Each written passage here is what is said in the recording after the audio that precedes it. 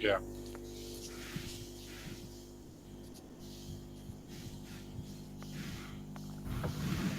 All right, and welcome to Anonymous Bites Back, episode 70. Glad we made it. We do have a few new faces on here. We do have Akram from Gaza. We do have Layla and Sheenaz. Um, but From anyway, South Africa. hey Sheenaz. But actually, I wanted to get to you first. Can you tell us a little bit about yourself? Yes, certainly. My name is Shanaz Ferid. I'm from South Africa in Johannesburg. And myself, I'm just a normal 9 to 5 working lady. I am married with 4 kids and 10 grandkids.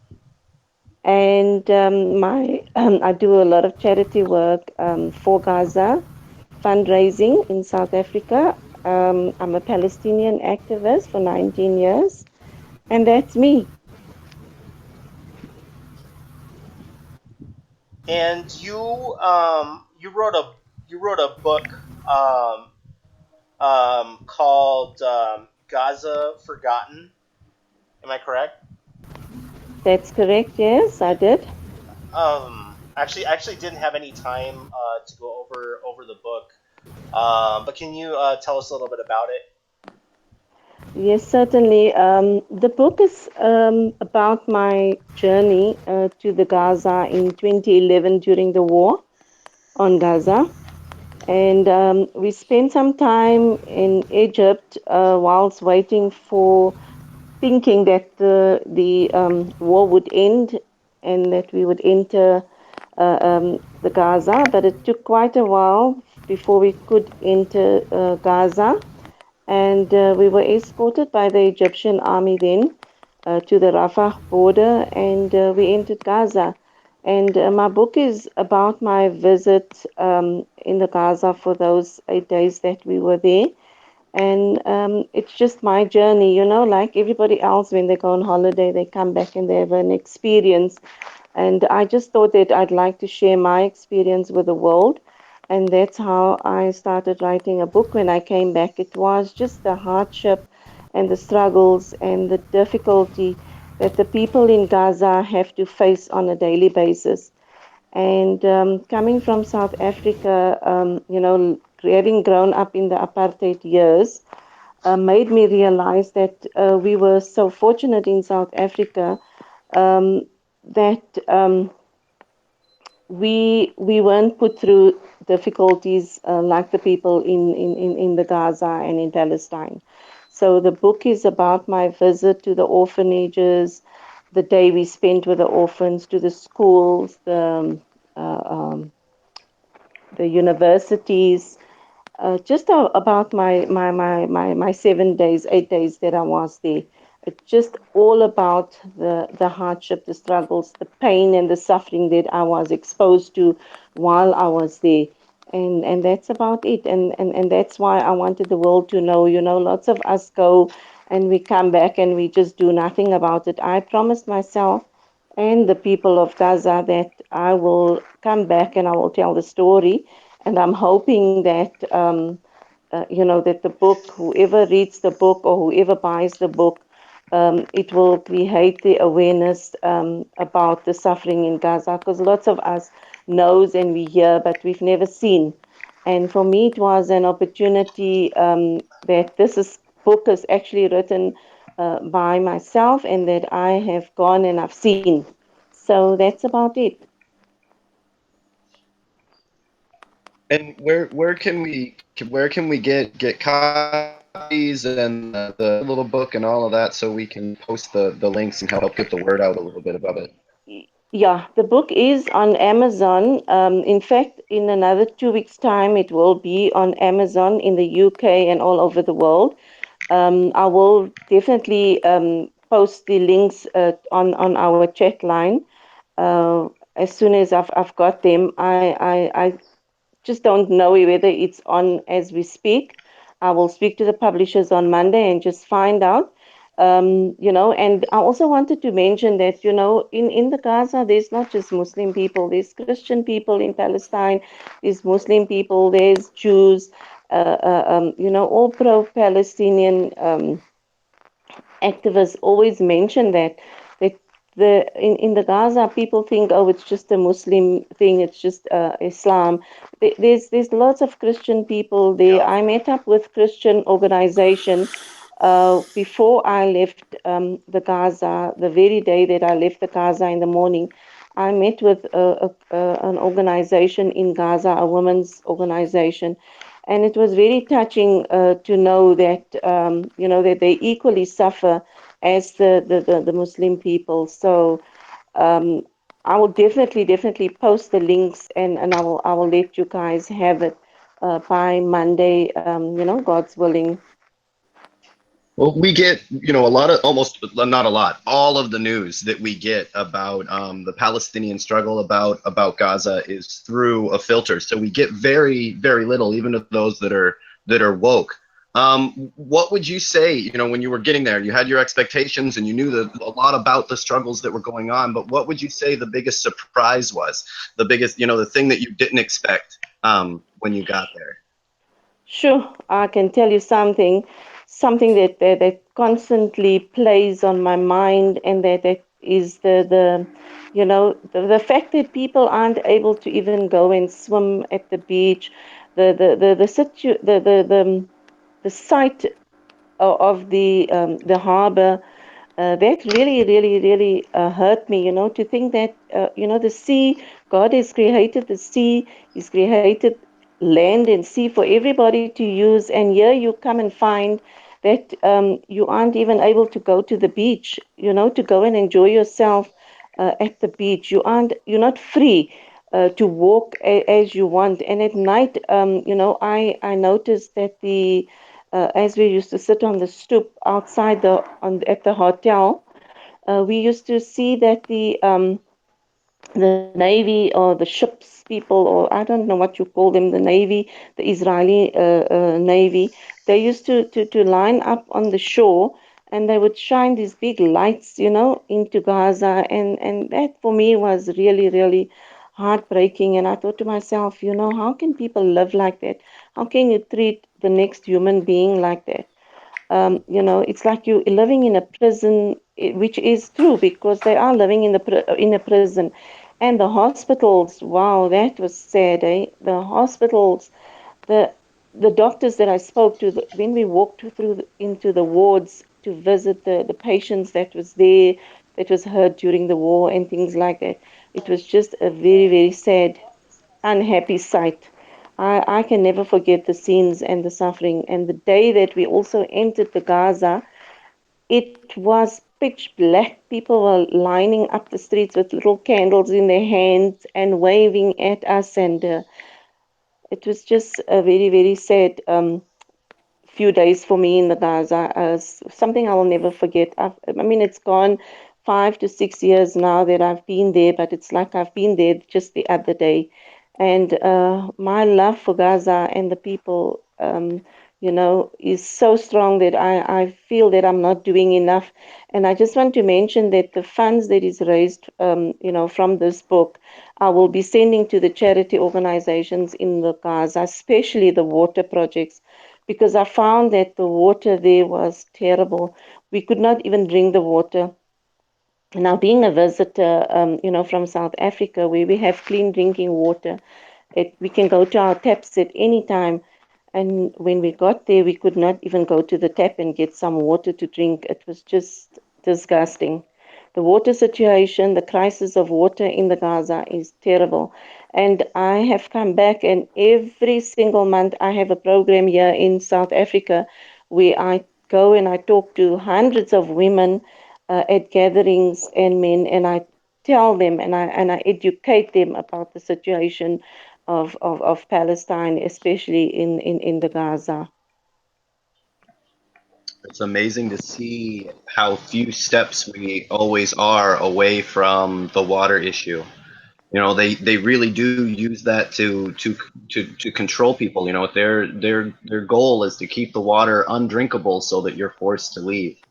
Definitely. It's a terrible tactic, one that you should not be able to do. And if I'm not mistaken, there's been some controversy over the water rights and how they're distributing the water and money that the government has raised, the Israeli government has raised to do something about the water, and it never actually happens.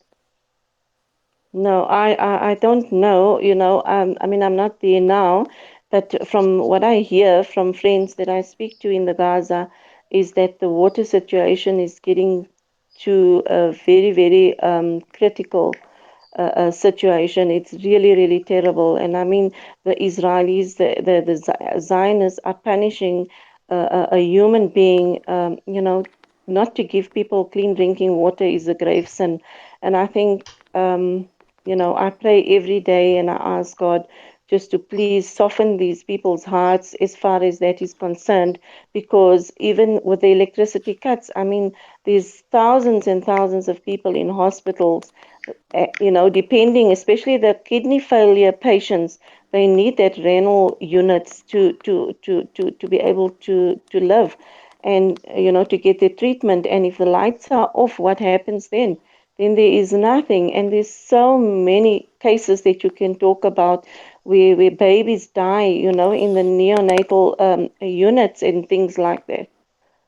I wonder, first of all, I can't thank you enough for the journey that you've been on. Part of this game is, is being able to spread the word and keep people's voices up that normally couldn't be heard. The people that are in Palestine, they're not able to have access to internet. Their voices by the media, by everything, is squashed. So I mean, you coming here, writing the book and all of that and making their story be told is so very important. But on top of that, I'd like to see, what could we do about getting power to the hospitals, for one, in Palestine. I mean, you guys have, the other people on Anonymous here, we've been working a lot with wind and solar. Why do we not have a backup solar generator for hospitals in Palestine? They do have generators, if I may just step in there quickly before somebody else can answer that. I think Akram from Gaza can speak about that. But I believe that there's shortage of fuel as well, which then does not give the generators, the generators can't operate or can't work without fuel. So if they are being deprived of that as well, so then there's nothing they can do. Well, that's why we would maybe see about getting solar sent there. The sun is always Oh, shining. beautiful. That would be awesome, I And then we think. can skip that whole game. With the rolling blackouts and the and constricting will. I mean, everything in and out of Gaza is being restricted. They're trying to do everything to starve people out of their land, to take their land. Um, but if we could get a couple of solar generators there, even at a few hospitals, I think we could organize something we can How do talk you about. get it in there? How do you get the generators or the solars in there? How do you do that? Because everything is being blocked. That's Even Egypt is now, blocking everything from going through to the Gaza. that's So that that's is why there's tunnels, and that's also being blocked. So I don't know, only God knows how No, I I would think, imagine that it's something we would have to smuggle in, but getting them's the first part. yeah, no, that's so true, eh? Akram can maybe come in here and just give us some feedback, as to the situation currently. Akram, Okay. Yes. Good morning, everyone. good morning. Good morning. I've been listening to what Sister Shinaz has been saying about the situation in Gaza, and I had the privilege of hosting Sister Shinaz in one of the online Skype meetings with some people from Gaza who were appreciating her book about Gaza and her continuous effort to support and uplift the people of Gaza. As a matter of fact, we have been facing this continuous problem of power cuts, electricity cuts, for around 11 years now, and we are still struggling to survive while this problem is getting even worse. And as a matter of fact, also the one of the most sustainable and effective solutions for such a problem is the solar panel systems to be provided not only to the hospitals but also to the community centers in Gaza Strip. But the issue with the occupation, as was said also, is that the occupation is restricting the entry of most of the items and equipment needed for the solar system and making them, even the ones that are entering Gaza, are very expensive. So there has been some work done in that sense. In one of the hospitals in Gaza, they installed a solar system. Al Nasr Pediatric Hospital now is functioning fully through a solar system, and also Patients Friend Hospital in Gaza City itself is functioning also with a solar system. Some of the Arab organizations are funding some of those activities, and I think some more people now are interested in that work. In South Africa, some people are supporting a project, and inshallah, they are installing solar systems, and we are working on that. Maybe in 2 3 days, we are installing power solar systems for around 20 houses. The nature Excellent. of the problem, we have been trying, and people from South Africa and all around the world have been trying to do that work. The key issue and the key challenge is that the one unit costs around 2,000 to 3,000 US dollars. But I think people around the world are interested and are pledging money to make sure that Gaza overcomes that. And for you to install a solar system for a hospital, for example, you might need 70,000 US dollars. Yeah. As to the electricity problem itself, now we have 3 hours of electricity every 12 hours. Sometimes we have 2 hours. In the worst cases, we have 2 hours of electricity every 20 hours, or 22 hours, or even 30 hours. We have this problem of disunity, and we have this problem of the occupation insisting that people of Gaza should be suffering. And people of Gaza are suffering of that electricity problem not only at the household level, but as Sister Shinaz said, the sewage system, the entirety of the sewage system is affected by that, because the pumps are used to pump the water, the sewage water, and to treat the sewage water. After that sewage water that is partially treated is dumped to the sea. Now the sewage system is not functional, and as a result of that, the sewage, untreated sewage, is going in big quantities into the sea. Two-thirds of the sea water in Gaza is polluted by the sewage water. And as she said, now Gazans are not allowed to go to the beach to swim or to sit because of the smell of the sewage, and also because of the biohazards resulting from swimming in the sea while the water is very polluted.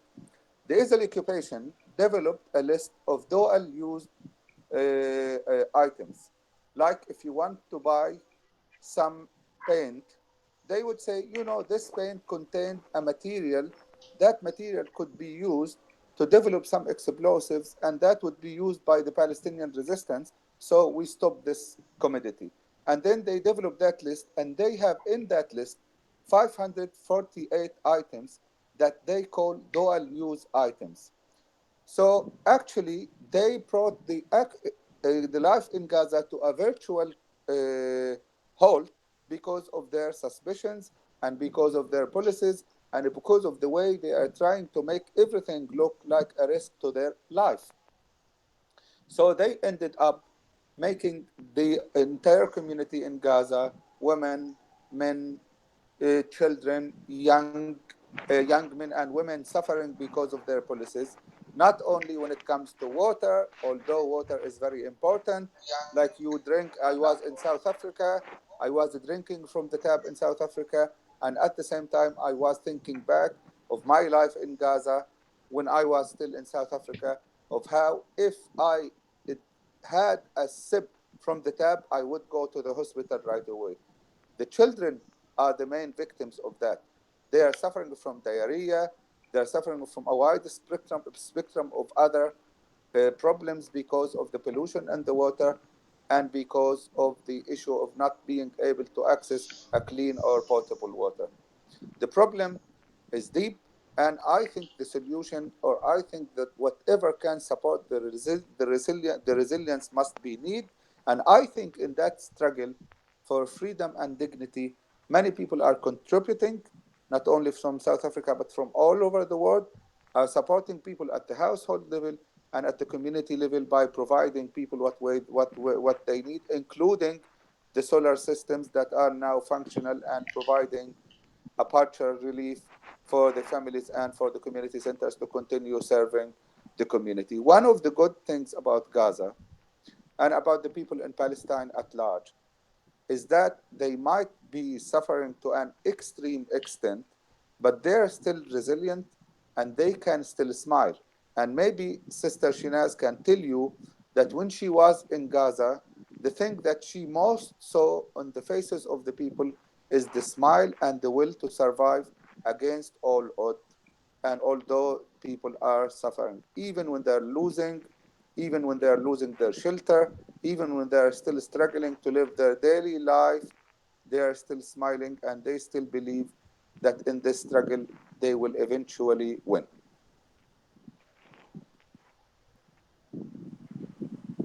That's definitely That true. That is so true because every single person that I came into contact with, even the children, were they were smiling, they were happy, and I cried from the day that I got there until the day that I left. I just could not keep my tears in. And I thought to myself, you know what? How can you still smile and be happy and laugh? And it just it just broke my heart. I just want to tell you a little incident that happened, Akram, when we were there. Was we were had a camera. One of our sisters from the UK that was with us was taking photos, and then she was showing the kids their photos on the camera, and they were so shocked. It was like the first time they've seen themselves on in a photo. So, and they were laughing and they were joking about it and running behind us because they wanted us to just keep on taking photos of them. And I've got some pictures in the book as well of my visit to the Gaza. So it's a very interesting book. I've had a lot of people buy the book already, and they come back to me and they said to me, and they say, you know what, Sister Shanaz, Christian people I'm talking about, and they'll say to me, you know what, Sister Shanaz, we never knew that it was so difficult in the Gaza. We heard about it, but we never um, thought that it would open our eyes and our ears and everything, because we are now so happy that we bought the book and you've really opened our eyes. So I'm hoping, God's willing, that this book will be an eye opener to many people, inshallah.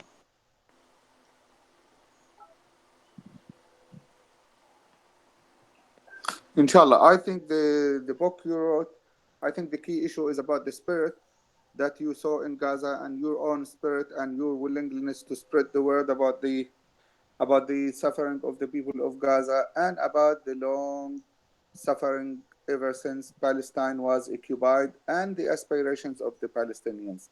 So yes, the suffering is there, but yes, the support can be extended to the people of Gaza, and the hope can be fostered to help the people survive. Inshallah. is really the story that unites us, right? No matter what they do, at the end of the day, the human spirit cannot be broken. No matter how hard they try, at the end of the day, that really can't be broken. No matter how bad it is, as soon as you're there with your family, as soon as you see another person smile, right, that human spirit sparks back up. It can be emotional to see, but it's still amazing to see that no matter never extinguished, and that fills me with hope. That really does. And Definitely. Where there's life, there's always hope, and we must always remember that, where there's life, there's hope. And I do hope and I pray that the people of Gaza will be free one day, if God's willing. And I might take this opportunity to tell you one thing, that we are speaking about one human characteristics, and if we should remind the people of the suffering of the Jews under the German regime back in the World War I and II, and they also managed. They were cherishing and celebrating the way that other people, that German people, were helping Jew people so that they can flee from the suffering and flee from the torture and the concentration camps and everything. So they are proud about this, about our stories, and we remind them that we are all humans and that we are all entitled to live a decent life and to access whatsoever needed to make our life decent. So they should be ashamed by telling the stories of the steadfastness and of the support and of humans helping other humans, while they are now depriving us from our very basic right, and why they are targeting us as humans, as children, as women, and as older people, all in the Gaza Strip. Yeah, I mean, there's a hypocrisy here that cannot be ignored. And most rational people, will say the plight of the Jewish people throughout Europe, throughout time, has been hard, which is what makes it so disgusting to continue that on another group of people. I And was in relatively new history. This isn't exactly this that. isn't ancient times. We're not even talking about the World War II. We're talking post World War II. That's the modern age, and this is not how modern societies act. Very true. And when they are happy and making the stories of digging a tunnel between Austria and other country to make sure they can smuggle the Jew people from Germany to Austria or to somewhere else, and celebrating that, and now they are depriving the Palestinians from living, and they're condemning the tunnels that are serving as lifelines between Egypt and Gaza for people. You were mentioning struggling something, and I'm telling you that many things are being struggled even through Egypt to Gaza, including solar, food, and including some other commodities, in order to provide people with hope, in order to make sure that people who cannot access those commodities through areas, through the Israel occupation, are accessing them through the lifelines, the tunnels between Egypt and Gaza. So if they have their own stories to be proud of, same stories to remind them and ashame them into lifting the siege and making the Palestinians live their lives in dignity and make them access anything they want. Yeah, you were talking about them shutting off the lifelines. I heard that they were building a new wall or shutting down the underground tunnels. I think they're spending like 850 million shekels on a project that would take like 2 years, 2 years to build. Shutting off, or at least building a wall essentially. Yes, they are building a wall, and that wall is costing them chase 4 billion. That is 1 billion US dollars.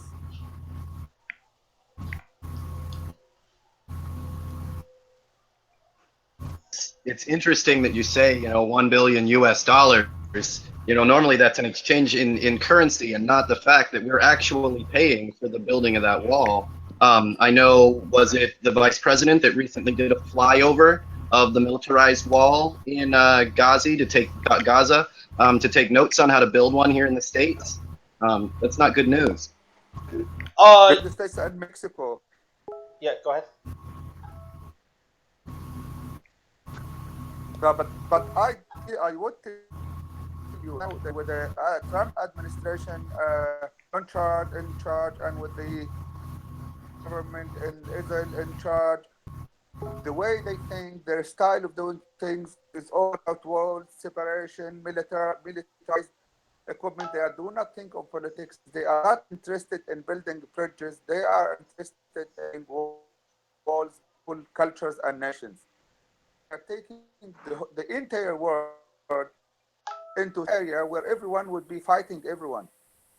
The solution to the problems is not it does not lie in building the walls. It is in building the bridges between the cultures, because the principle is that we all should live in a all humanity should live in peace and harmony, not in wars and destruction, not building those walls and in the wars. That's the point.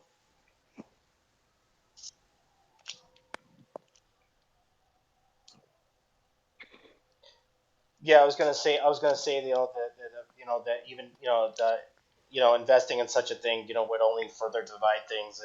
And I've been a big opponent, even of building the wall here in the U.S., saying, it's not going to solve anything. In fact, people, even with human ingenuity, people are just going to do the same thing. It's not going to solve anything. Well, I mean, it has No, to do no, with. yes. No, go ahead, please. I'm saying that they are not providing answers to the problems in the world. All they think of is, as I told you, building the walls between the nations, fostering the occupation, and not providing ostensive answers or solutions for the problems the people are waiting.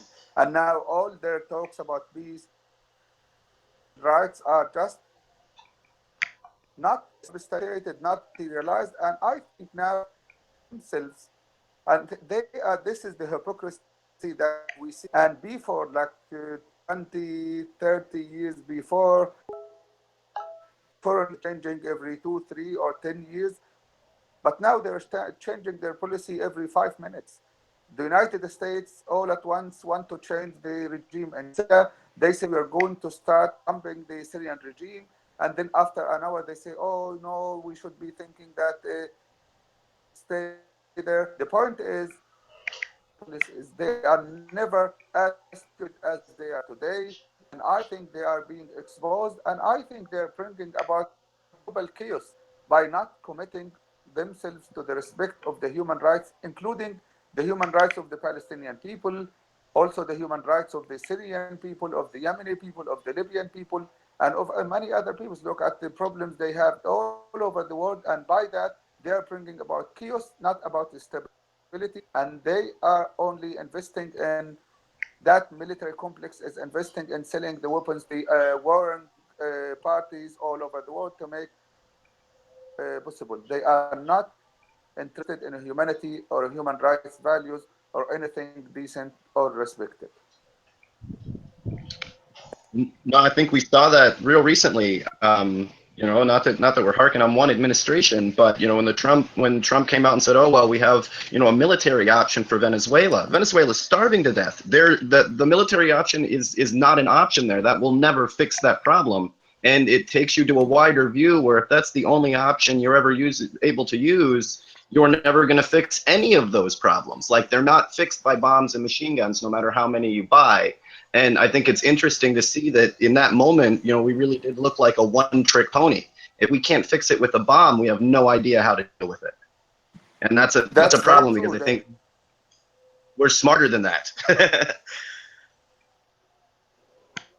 I also just feel. This issue. Go ahead. Go ahead. No, I was just going to say that I just feel that the world leaders have actually turned a blind eye, to the suffering and the hardship and the struggles that the Palestinian people are going through.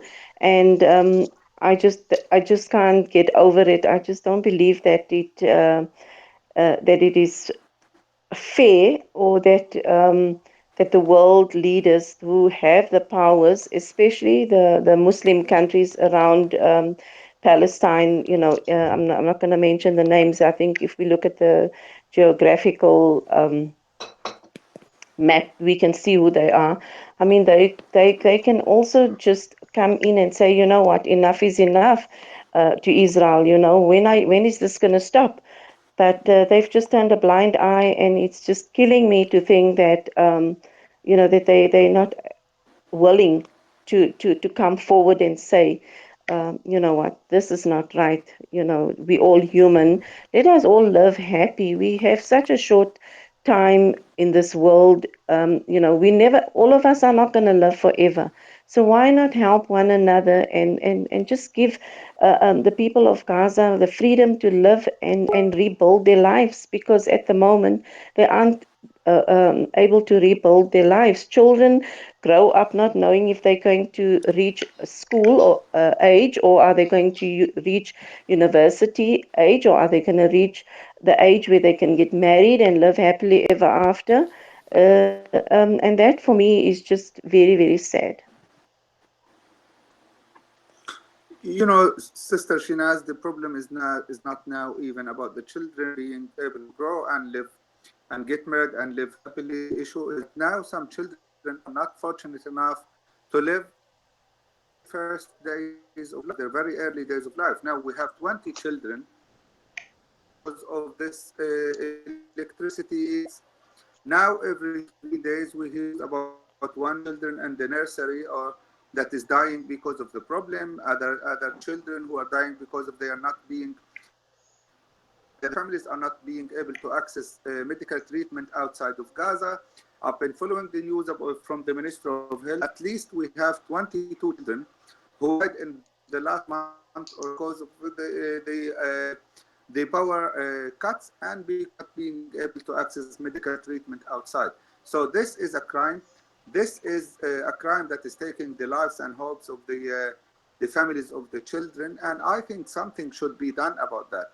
When it comes to the lives of people, when it comes to the loss, we should be aware that is a crime. Besieging an entire nation is a crime and is a punishment. I read about the Italian occupation for Libya when they had to put the Libyans in open air jails, and that 1/3 of the Libyan population, indigenous population, died back then. And I think the history is repeating itself. But this very contemporary era, we are bragging about democracy and the respect of the human rights and the civil. We have a challenge to prove that we are not living in a jungle. And I think by the time being living in a jungle, and we should fight to make sure that we retrieve of dealing between people and nations. Otherwise, we are going astray, and the entire world is something very bad. That's my point of seeing things. No, in this moment, is a change, right? The mainstream media would not, you can't get news on Palestine, you can't get news on Gaza, you can't get real news on what's going on there, and exactly what's going on right here, where we're live streaming from somewhere and using social media to get out the truth, is a complete change on how things are done, and it allows us to put pressure on people with the truth. The government leaders, they're not changing their policies on Israel because they want to. They're changing it because they have no choice, right? They can't ignore it anymore. If they don't talk about it, then we will, and that's something that's relatively recent.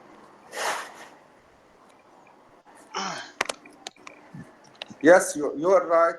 You're becoming the change that you aspire to see in the world, and by no longer, and I think we are in an era that the mainstream media is no longer controlling the minds and the content that is directed and channeled to the people everywhere.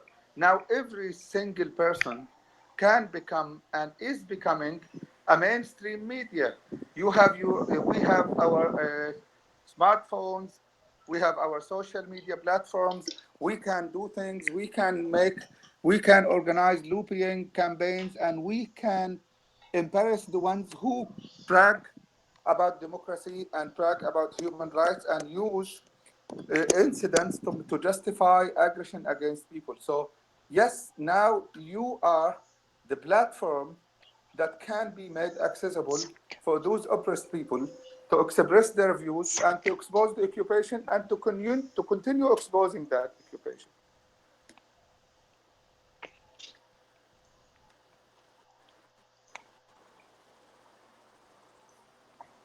Well, and I think it's important to have conversations like this where when people do see it, one of the problems is they make, the people over here are somehow evil or scary or different to me. And then as soon as you get a chance to actually talk to somebody and you realize, oh no, they have all of the same wants. They care about their kids. They want clean water. They want, a nice, a home and food and family and to get married. Like she said, to live happily ever after. And you realize that no, there isn't some person on the other side of the world that's trying to kill you. The other person on the other side of the world wants to live just like you. And by that extension, they deserve all the same rights that you have. And that's a change in mindset. That's something we have to strive for and make sure to promote. But it's so important that when you have these conversations, you see that other person on the other side of the world is just like you. Yeah, and one thing, and I'm sure also Sister Shinaz witnessed that something when she's in Gaza. People in Gaza are very hospitable and generous, and they respect and love people, and they love differences. Like if you, I had American friends of mine, Australian friends of mine, European friends of mine, who came to Gaza, and some of them were Jews, and they were hosted in my house. They were hosted in the houses of the people of Gaza, even the Jews, and they're smiling at them. They're offering them the best food. They're offering them their love. They're offering them their unconditional hospitality. Because for people of Gaza, if you are different, then they cherish the difference and they welcome you and they make you feel home. And I'm telling you, I had Jewish friends of mine visiting from Rotterdam, and we're discussing this that he was telling me that he's a Jew, and that where I was smiling and telling him we must kill you because you were in Gaza. He's laughing. My family was laughing. He had lunch with us, and then when he's walking in the streets in Gaza, people were shaking his hand. All you need to do is to take the side of a humanity and do not be the enemy of the humanity, and you will see that the people of Gaza have that unconditional love for people from different religions, from people from different regions, from people from different cultures, and different of life. Gaza is a very nice place where you have, as Sister Tina said, Christians, the Muslims, you have people they want the way they aspire, but they are deprived from able to enjoy their life in dignity and in freedom because of the occupation and because of the siege. Now that you've mentioned that, Brother Akram, I also just want to mention to the listeners out there that my publisher of my book is actually a Jewish company. And when I was asked, why did I use them, I said, you know what? They assured me that they are not Zionists, and I was very grateful for that. They've really, really assisted me. And I just can't believe that there is very good people out there. We just have to find them. So I am a Muslim woman, and I've used a Jewish publishing company to publish my book. And I'm very grateful for that, to show the world that there are good people out there. We just need to find them, and they need to find themselves. And it's something we have to make a conscious decision to talk about. The way that we make a conscious decision to talk about it in America, the Zionist ideals are not what we're striving for in the modern world, even though that's the government that's running the country. And your average, person in Israel, your average Jew, does not agree with what's going on there. In the same way that in America, we've got an extremist government that your average American doesn't believe in. And it can be very hard to make the differentiation between those two. Is America bombing you, or the American people are bombing you? And it's not the Israeli people that have this problem. It's the Zionist ideals that are running their country. We have to call those out as wrong. That's just not the world we plan on living in, and that doesn't work. That's obviously why you see the conflict there. Those ideas build conflict.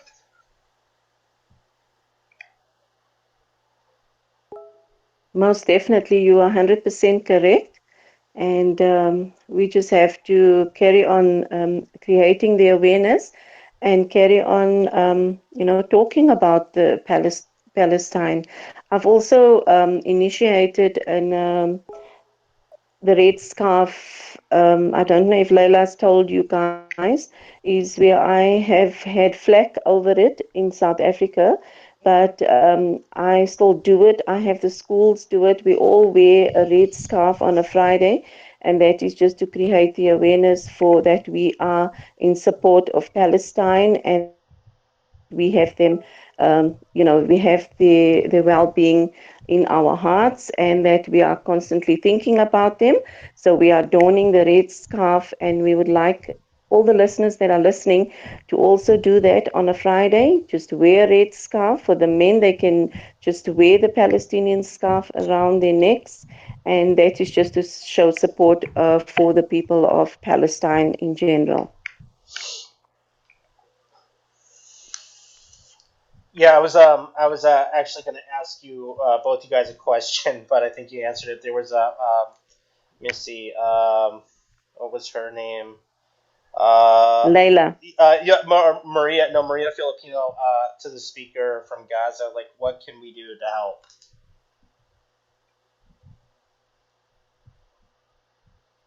Uh oh, did I lose everybody? Sorry, are you? It's Shanaz. Yeah, are you asking me a question? I think it was directed towards Akram. Oh, But I mean, okay. in general, if either of you, if you could think, people do look for direction, So if you could say, look, if these were the top things, that this is what we really, really need. This is, the best ways to help. What would those be? At least from what you've been seeing. What direction should people look when they're trying to help get supplies or water or solar panels to Palestine? Well, from my side as a woman in South Africa, what I do is, as I'm busy going around from town to town in South Africa and promoting my book, I'm also educating people on the BDS, there's the sanctions, like for example, abstaining from buying certain products and etc. Like in South Africa, Coca-Cola is a very big company. So we try and abstain from buying Coca-Cola and replace it with another product, etc. So you create that awareness, and you educate people and say to them, please, if you abstain from buying this or that product, it can also help. So we should just continuously try and do little things. Like every second week in South Africa, well, in my community, I have started a protest where we all get together, we are a group of people, we stand at the corners and hand out flyers with the products on there. And then we also stand and with our placards and our posters, and we say, for at least an hour every Saturday, we stand and we say, you know what? This is what we do. We want you to support Palestine, and that's about it. That's there's lots of things you can do. We also involving, as I'm speaking to you now, I'm going to be involving all the schools and creating the awareness in the schools, especially from a young age. You need to teach children, that do not buy this, do not buy that. Tell mommy not to buy you this, or tell mommy not to buy you that, because if they buy this or that, it will just be ammunition for killing our brothers and sisters in Palestine. So you have to educate the children from small. And that is my aim at the moment in South Africa, is to create the awareness in the schools as well. It's funny you mentioned boycotting. Maybe a few of our people on our panel are aware, but I've talked about this 2 or 3 shows ago. But the Senate was thinking about passing a bill that it's an anti boycott initiative bill that will be up to vote. I don't know when it's going to be up to vote. I haven't really caught up to it in the last few weeks since I heard about it. But essentially, the punishment for doing so, if it goes through, would be a fine of anywhere between $250,000 to $1 million, and anywhere between I think it was 7 to 20 years in prison. My word. Sure. Yeah, It, because Sure. it's powerful. Federal offense. Yeah, a better. it's powerful. When it comes to boycotts, when it comes to divesting, nothing hurts these guys more than taking the money away. That's like the one thing that they understand. We can talk about how horrible, and the pain that people are going through, but some of the people at the top, they don't care about human suffering. They do care about money, and that's what we have to take away from them. They can't control what we buy, whether it's Nestle, whether it's the olives groves that have, or not olives, dates that are being taken from Palestine and sold by Israeli companies. Just don't buy them. If Yes. if a corporation, if a country isn't going by what you feel morally, then don't buy that product. If they're stealing people's land, if they're promoting war, divest and put it in something that helps humanity. That's got to be a priority. And if it wasn't powerful, they wouldn't be making laws to try to stop it. So stay at it. Most definitely. You're 100% correct.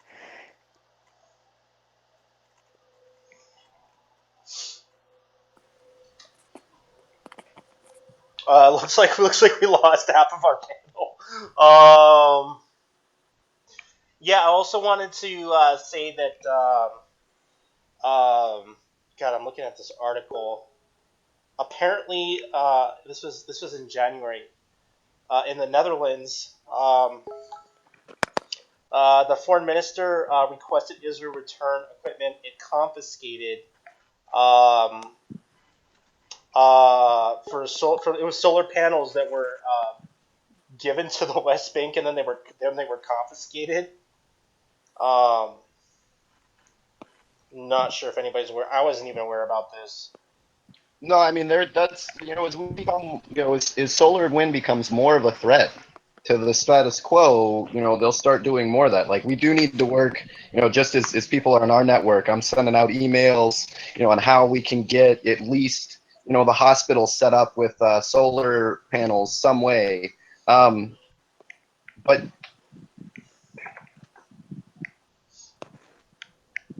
sorry, I keep getting cut off. You do? Uh-oh. Hello? Hello? Sorry. I just, had a quick question, and I've kind of went back to the media several times. They really like to push. I've served in the Middle East. I've lived in the Middle East, and my perspective on the treatment of women has been completely different. From your perspective in Palestine, in Gaza, how did you feel you were treated as a woman, especially since you have been, raised in South Africa? How did you feel? What was it like being a woman and living there? What's the truth on that, on that perspective? Well, when we got to the Gaza, we were really, really treated. We were welcomed with open arms. We were protected. We were, we had our security personnel with us all the time, and they really, really went out of their way to make us feel at home. And I've never ever experienced hospitality like I did in the Gaza. So it was awesome. It was really, really nice. I think the people there are just so friendly, and they're so content with what they have, and all they tell you is that please just pray for us. No money in the world can bring happiness, but just pray for us because we really, really just need to be free. And that is it. It's like, they are living in a life that is uncertain, but their human spirit, they were so friendly. I'm not lying to you. It was really amazing. I remember the one day my husband said to our security official that was with us, he said, "Please, can I just get to the beach? I just want to take a swim." And he said he refused, and he said, "You are not allowed to." And we begged, and eventually my husband got a dip in and came out, and it was just, for me, it was just so sad to think that these people have all these beautiful. Gaza can be a beautiful, prosperous place if given the opportunity. It could be one of the most beautiful destinations to go to and visit because it's on the beach, and they could build all these beautiful hotels, and I just picture it being one of the most beautiful places to visit one day if given an opportunity to rebuild their lives. And even the airport there, that has been, there isn't even an airport anymore, but I've seen pictures of it, and unfortunately I didn't get a chance to go and visit that site, but I've seen how it used to look and how it looks now. But like I said, as a woman, when we got there, we were treated very, very nice. We were a group of 67 people that entered the Gaza, and we took medical supplies, desalination units for water, and things like that. We took a lot of stuff, school bags for the children, and so on. So it was quite a beautiful experience, I must say. And my heart, like I'm sitting here and I'm talking to you guys, I'm longing to go back there soon. And hopefully, when the book does take off and it gets sold, I'm hoping that that money will be given to the people in Gaza and maybe help now, I think, with a few solar panels, inshallah, God's willing.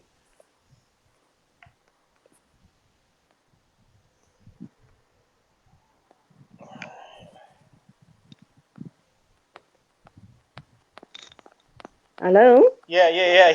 I'm Are you guys there? Yeah. I'm trying to see if we have any questions from our guests, Okay. from the viewers. We have one about chemtrails. Alien activity. I'll get to that.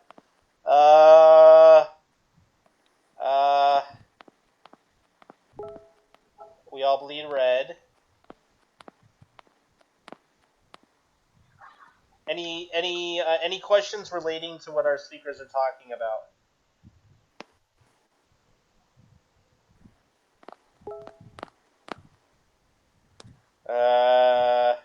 I think. I'm not sure. I'm not sure if they're actually listening to me. No, and I keep on every time I join. I have to jump back on and off the chat. But I'm sure, like I said, I'm sure that our biggest fans are going nuts at the moment. I just do hope that the listeners out there must make that intention, that they will support the people of Palestine, and that they will boycott the products that needs to be boycotted, and that they will support me in purchasing this book so that we can help the people of Gaza. My plea is that think of the children, think of the women, and think of the elders and the sick and the poor and the poverty that is in the Gaza for majority of the people. It's just that please, everybody, if you're listening, please support Palestine in whichever way that you can. Life is short, and we need to do something good, because I'm sure that God is looking down on us and saying, that what are you doing to help? And if the world leaders aren't helping, then we, as the little person, or the person in the street, or little child in the school, or mom, a housewife, can make a big difference. And I want to also appeal to the housewives: when you go shopping, make sure that you buy what you need to buy, boycott what you need to boycott. And we can get, there's plenty of lists out there of companies that we can boycott. It really is an amazingly powerful tool when, every economy in the world right now requires consumers, requires us to buy products. And as soon as you're not buying those products and putting that money somewhere else, they will do anything to keep that profit coming in, including the right thing. And we have to force them to do it. I think you're 100% correct when you say that it's up to the little people. It's up to us, right? The people at the bottom to stand up together and stop these kind of things, not just in Palestine, but in the world over. The world leaders, we put a lot of faith in them, but the world leaders, it's not in their interest to stop these wars. That's how they got elected. That's where they get their money. It's in our interest to stop these wars. It's in our interest to help out our fellow man. We have to ignore whether it's in the interest of the world powers. They've created this nightmare. I don't care if it's in their interest. But the people have to unite and stand up against these things. Most and we really don't definitely. have a choice.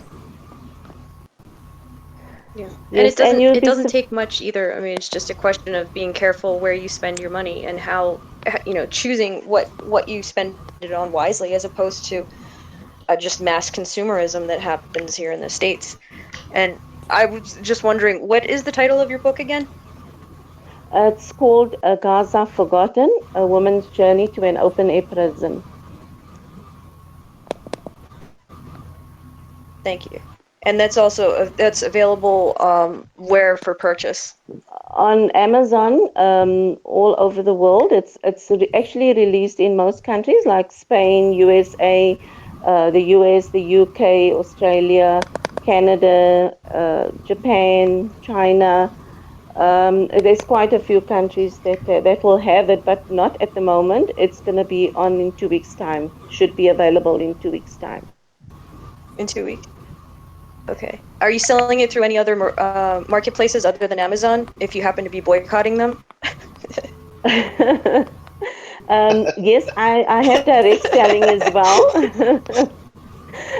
There is direct selling from bookstores in South Africa, and then also from myself. I stock them at home, and if you want them, you can give them my phone number, and they can contact me and WhatsApp me, and we can make arrangements to get the books to wherever they are. I will courier the books to them.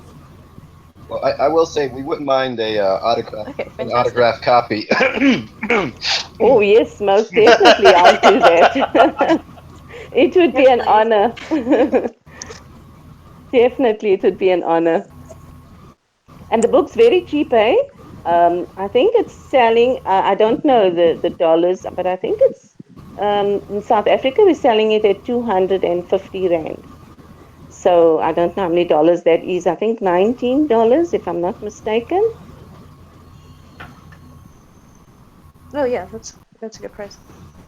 Is that about? Yeah, it's a very good price.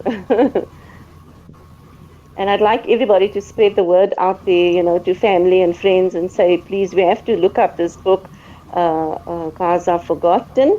And the reason why I gave the book that title is because I felt that people were losing their voices and they were not as vocal as they should be. And that is why I just wanted people to remind them not to forget Gaza. And it's something that's hard, when you're struggling every day to survive, you don't have time to get on and try to get word out, to live stream, to tell your story. You've got to try to survive. So it's up to us to get those stories out, to lift those voices up. And that has to do, with buying literature, with posting, with looking up news articles, even if you only, are just finding out about the Palestinian struggle. Some of that's just going, buy a book like this where you can look up and find out the truth from a real person's perspective. So much that that needs to be done in these kind of struggles. It's like one part to play in it, but a really important one. Most definitely. We can't keep quiet. We have to raise our voices, even if it's just a little me in South Africa trying to make a difference. I definitely want to be that person. And I thank you all very much for having me on your program today and giving me an opportunity to raise and the awareness, and also to tell people that, what, Gaza and Palestine does need our support.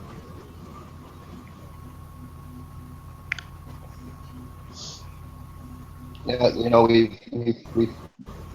I always personally try to put myself in other people's shoes, and I would hope that if I was in that same, situation, if I was, the victim of genocide, if I was, held in an open air prison like that, and oppressed to that degree, that somebody else on the other side of the world would stand up for me, because I can't stand up for myself.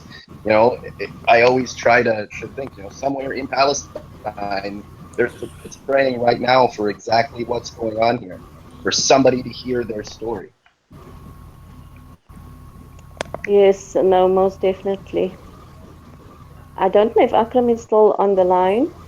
I just wanted. Yes, I'm still on. I'm Are still on you the still line. there? Okay. I got disconnected because of this electricity cut, but then I came back because I had the batteries filled, spare batteries, so that I keep being there once there is no electricity. And now there is no electricity, and I'm there with you Mm. listening about what you're doing for Palestine and about the untold stories of the people of Palestine. And let me tell you one thing. I saw one of the audience saying that he or she goes to their work, and their day is very hot, like 90s, and even it's hotter at work. And what is it like to be, what is our day like in Gaza? And let me tell you that this is the hottest season of the year, and with the highest rates of humidity, and people are living in Gaza with no access to electricity, with no access to air conditioners or fans. And the children sometimes are sleeping on the floor, seeking to find some comfort and cold. They are trying their best, and they are not they are managing, they are developing some skin rush, because of the very humid weather, and they're struggling to live. And they have been suffering not only in the hot summer, but also in the very cold winter, because there's no heating, there are no heating systems. So the suffering continues day and night, summer and winter, and all this throughout the year. And people are in need of the support. And I find in that solar panel as an effective system in resolving partially the problem. But as you all said, the Israeli occupation is confiscating anything that is likely to change the status quo in the Gaza Strip.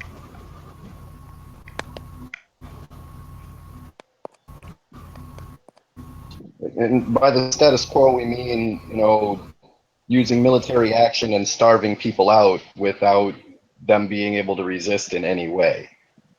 Very true. Yes, I agree to that. Status quo means keeping the Palestinians starving, keeping them besieged, keeping the situation very lacking, Palestinians helpless, in order to continue the occupation, and in order to keep linking them to the occupation and waiting for any support from humanitarian support from international aid agencies that have some political agenda, which is to foster the occupation and to continue the status quo. Yes. Yeah, most definitely. We just have to continuously discuss the Free Palestine issue. It should be a part of the discussion at our tables, at supper time, in our schools, wherever we go. Talk about it, make our families aware of what's happening, and the rest of our communities. Whether it's at work or at church or at the mosque or wherever we're going, just create the awareness amongst everybody that, what, Palestine should never leave our lips and our hearts. We should always connect our hearts to the struggle of the Palestinian people.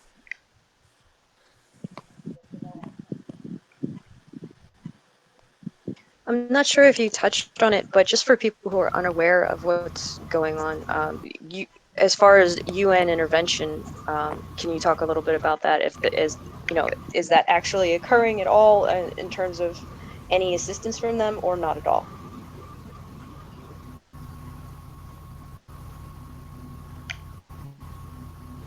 Because I got a question from the audience about that. They were asking why is the UN not intervening?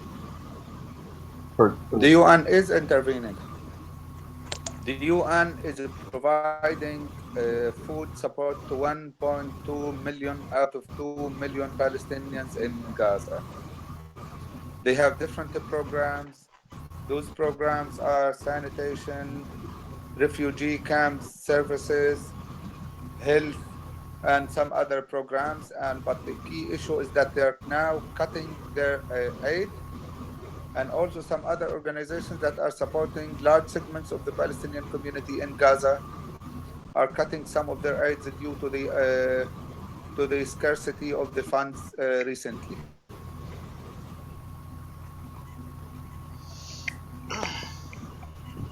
Well, and it's not that the UN hasn't had one of the only parts in trying to get, international voices out like that about the plight of Palestine. But in general, because of the way that the Security Council sets, they've been very reluctant to actually do anything about Zionist aggression into Palestine. Bulldozers and machine guns and counterterrorism tactics on innocent people. The UN has been very reluctant to not only mention them but then do anything about it. Even saying that, the idea of sanctions, look, if you send another tank into somebody's house, we're going to sanction you, that is seen as being a radical thought. And personally, I don't see that as being all that radical. If you want to argue that the land that you have is yours now, that's fine, but that doesn't mean that you keep on expand into other people's houses. There's people living there. If you can't buy it from someone legally without playing games, or if people just want to live their lives on their land, then that's okay. You don't get to take it with a tank. They're taking that with the tank, and they're using the tank to keep that occupation ongoing. And the way the UN Security Council is organized allows the occupation to continue and to prosper. The UN Security Council has never in its history solved any political problems whatsoever. As you have just said, they have 5 permanent members of the Security Councils who has this right, or the veto right. And once any or one of their allies is exposed to any risk by the ICC, International Criminal Court, or any other UN body, they use the veto and the story is over. And that's how it goes from 1948 till now. The occupation was recognized, this provisional Jewish government for a provisional Jewish state in May 14, 1948 was recognized by the United Nations, and they continue to be part of the United Nations. And the worst thing ever about this is that Israel has a seat, is a member in the Human Rights Council of the UN. Israel that has been violating the rights of the Palestinians, Israel that was built on the wrecks of an entire nation, Israel that has no legitimacy, Israel that continues to torture the Palestinians and collectively punish them, is a member in the UN Human Rights Council. So in this world, they are bringing about mess. They do not solve the problems. They continue to protect their interests. And I think they have an interest in getting this occupation continuing for some reasons that I do not fully understand. So they are driving people like you to try to do things for the people of Palestine and to try to bring about that desire, awareness, and the change in the lives of the people around the world and in the lives of people in Palestine.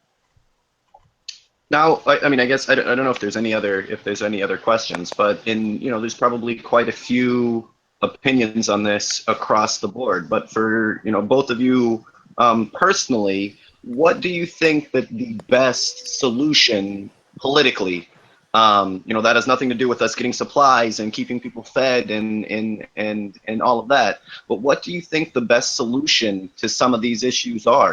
Is the two-party, state the way to go? Is the one? What do you think is the best solution to this problem is? I think the best solution is to continue the BDS. I think all those big companies are interest-driven, profit-driven, and if they are losing the profit they are making from the people, that means they would be reconsidering their positions. And also the governments, once they are exposed, like for in the United States, of the taxpayers understand the fact about what's happening in Palestine, and if the taxpayers understand that United States is paying 38 billion to Israel while 50 million Americans are still in need for medical care and are still in need for medical insurance, and that some Americans are getting food parcels as support from the government and who are dependent on that food parcels, I think the taxpayers should understand what's happening to their money and that this money is being used in order to foster the occupation while some Americans are in need to that money. I think the mission is to continue exposing the occupation and continue to expose those governments who are being strong allies with that occupation, and to show the financial losses of those governments in order to keep Israel going on and to keep Israel standing. Like 3 days ago, and I'm writing an article about this, the F-35 warjet was hovering in the sky of Gaza and was bombing some sites in Gaza for the first time with missiles that were used for the first time. And this warjet is worth around 25 million US dollars. And that was given by the United States to Israel. And it is going to be used and is being used actually against people of Gaza. So taxpayers should understand that their money is going to Israel, and that money is invested in weapons that are being used against Palestinian people. So the awareness is critical in this issue. And people should understand. And once they understand, I believe there should be change at the personal and individual level, and also at the organizational level. And I see some very significant change taking place everywhere in the world. And people are understanding that the support of the occupation is becoming a financial burden. And that's thanks to the BDS and to the courageous work that is being done in the United States and elsewhere in order to bring an end to, or at least make those who support occupation pay the invoice of supporting the occupation. So you continue the BDS, and you also continue supporting the people of Gaza through helping them securing some of the very basic resilience, some of the very basic stuff needed for the resilience, the solar panels, supporting entrepreneurship, supporting innovation and creativity in Gaza, supporting work from without borders, allowing people to defy that occupation and that siege and continue communicating with the outer world and developing solutions in order to continue living and to continue struggling and to continue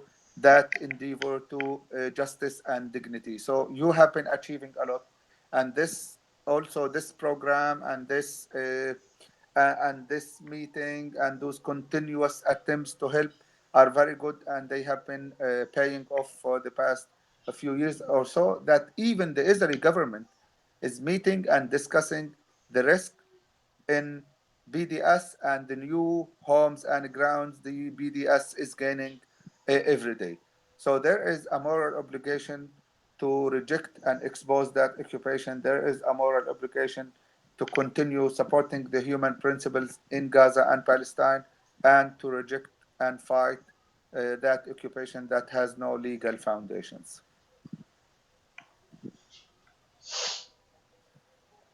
Yeah, I'm gonna have to agree.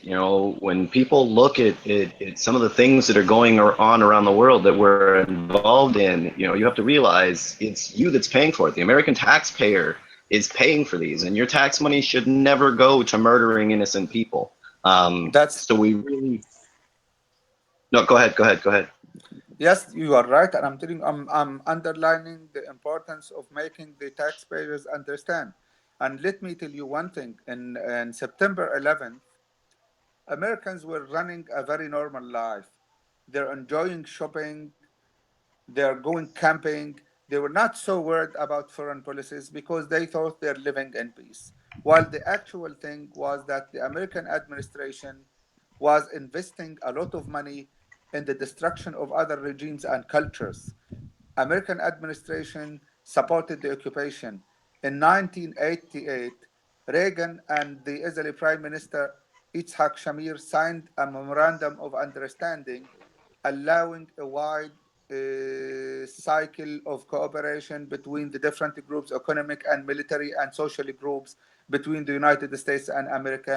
And ever since, they have been pledging a lot of money for Israel till now. And that money was used to the destruction of countries. And as a result of that, Americans were targeted by the 9/11 by the 9/11 attacks that we all felt sorry about and about the loss that took place. But that made Americans the most hated American administration, the most hated administration, and made the American people pay the price of what has they have been doing. So it's about time to open the eyes of the taxpayers and make them understand that the money they pay for the government is being used not for the upliftment of the most marginalized Americans, but for building a robust health system that can accommodate the need of at least 50 million Americans who are left behind without health insurance or health care, but for the fostering and strengthening the occupation that has been besieging the people of Gaza and killing their children and making them very lacking and in need of the support.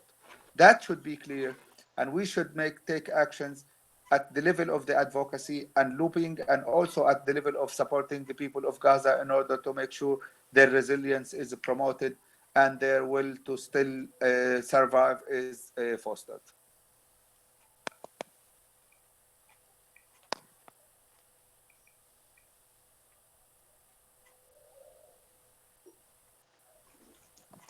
Layla, I guess she can't Yeah, hear us. yeah, I can't seem. I think somebody in the background is happy. Yes. Oh, hey! Do you have anything to add on to what we were talking about? No, it's talking about definitely. I mean, most resilient people, especially in Gaza. And after the last Gaza war, there were 55,000 children left homeless, including orphaned. Um, just seeing pictures of their smiles and gifts and any humanitarian work, children, and the strength that they have is it's just like to explain. I mean, kids going through. There have been children that were born in war and passed away in war. They didn't have freedom at all. It's over 68 years of occupation. So was spent in that time, and subdued in such a way, and yet shows and says a lot about their courage and strength.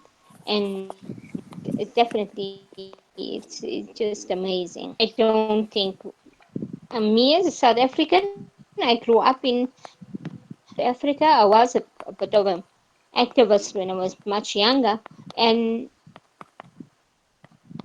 people in Palestine who endure and what they go through is in South Africa, we didn't have to go through all of that.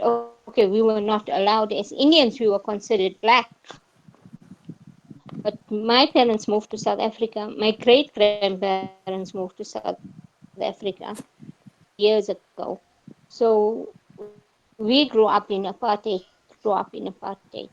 And the apartheid of South Africa was not the apartheid. Is not the apartheid of Palestine. Definitely, they have suffered much more. I mean, just look at the wars on Gaza, and that, I mean, on its own, it tells you a lot about these people that find in this little space, and they are expected to go through life that way. This strength is just amazing. And also, if I can just add to what Leila is saying, is that the late President Nelson Mandela, they used to go into exile in Palestine, all the stalwarts in South Africa during the apartheid era. And that is why Mandela said that South Africa, sorry, can never be free until Palestine is free. And for me, that resonates all the time, is that he died saying that South Africa can never be free until Palestine is free. So South African people are very aware of what's going on. Our government as well. They have recently uh, didn't allow I think it was the some Israeli person that had to come and give a talk here or something. That some people were supposed to come to South Africa from Israel, and they stopped it, and that Yes. was awesome. I just can't remember. Leila, can you comment on that?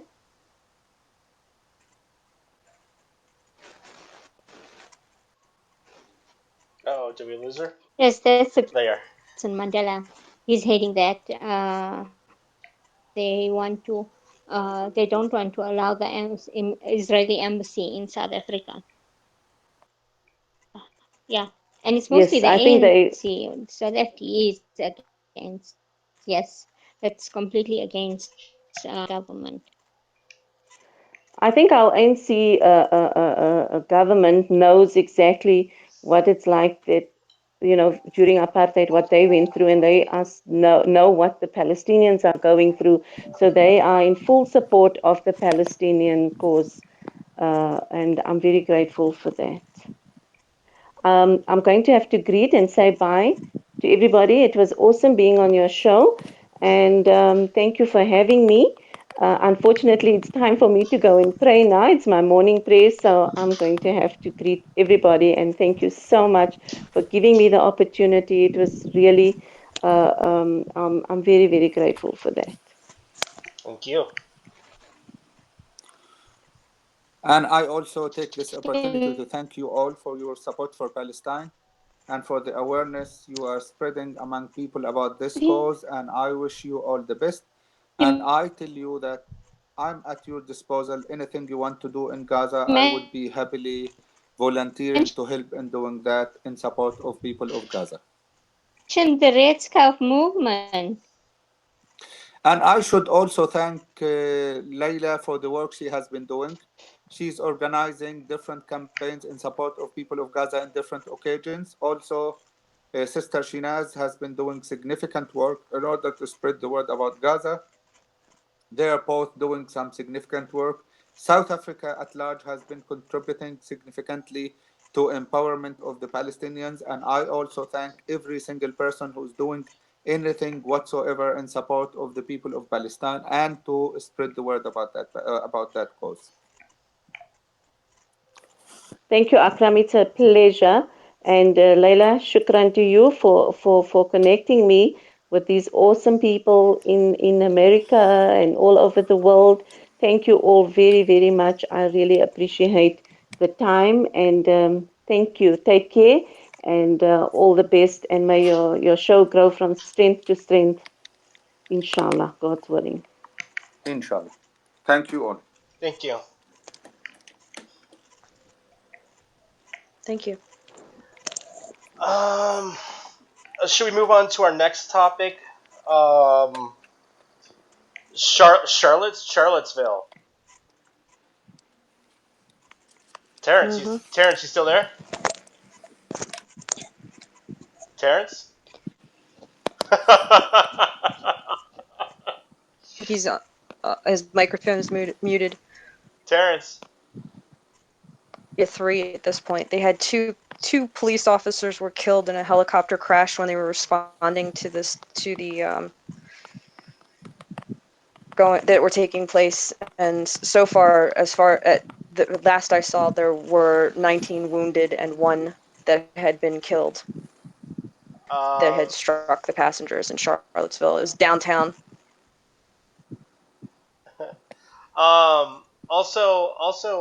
should we even, discuss our discovery, or should we hold back on that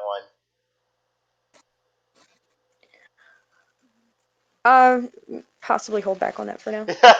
Okay. But the day previous there was I didn't double check to see yeah, go ahead. if they had arrested someone. I had heard that they had arrested someone, but I needed to confirm that. Yeah, they caught the dude trying to get um onto onto the onto the highway. Um, yeah, he was driving. What was it? A Chevy Camaro. And yeah, I believe they got him, but they're not releasing his name. Oh, okay, all right. Yeah, Yeah, I hadn't read any but details, from and what I we're couldn't find anything about that. but what was I gonna say? Yeah, what the hell was the Ku Klux Klan even doing? I mean, the white supremacists doing marching in all of fucking places, They Charlottesville. they were there because they were there because they were protesting the removal of a Confederate statue from Charlottesville, and they were doing a Unite the Right.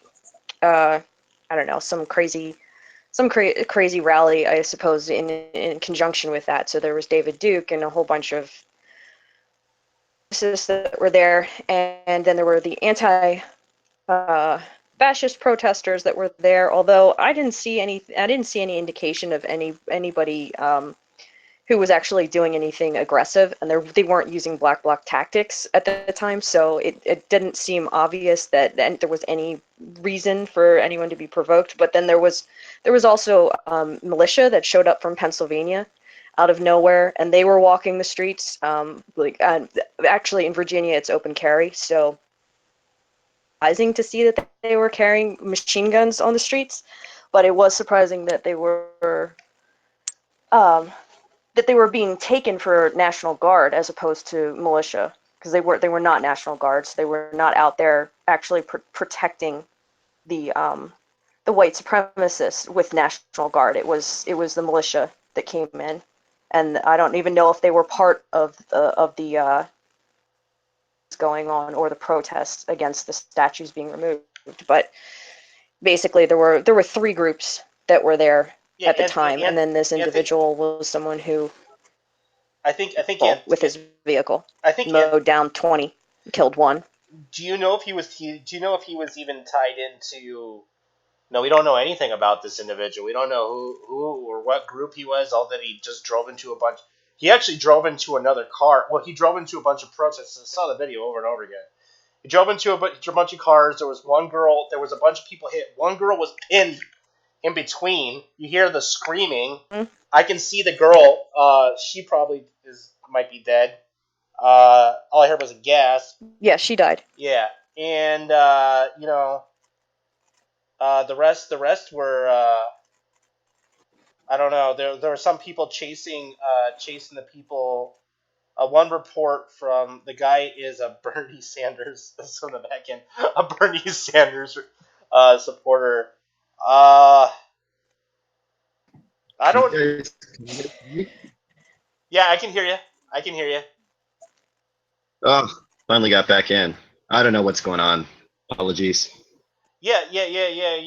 So I guess we'll hold back on our finding, but I don't know. Maybe maybe another campaign on the KKK. You know.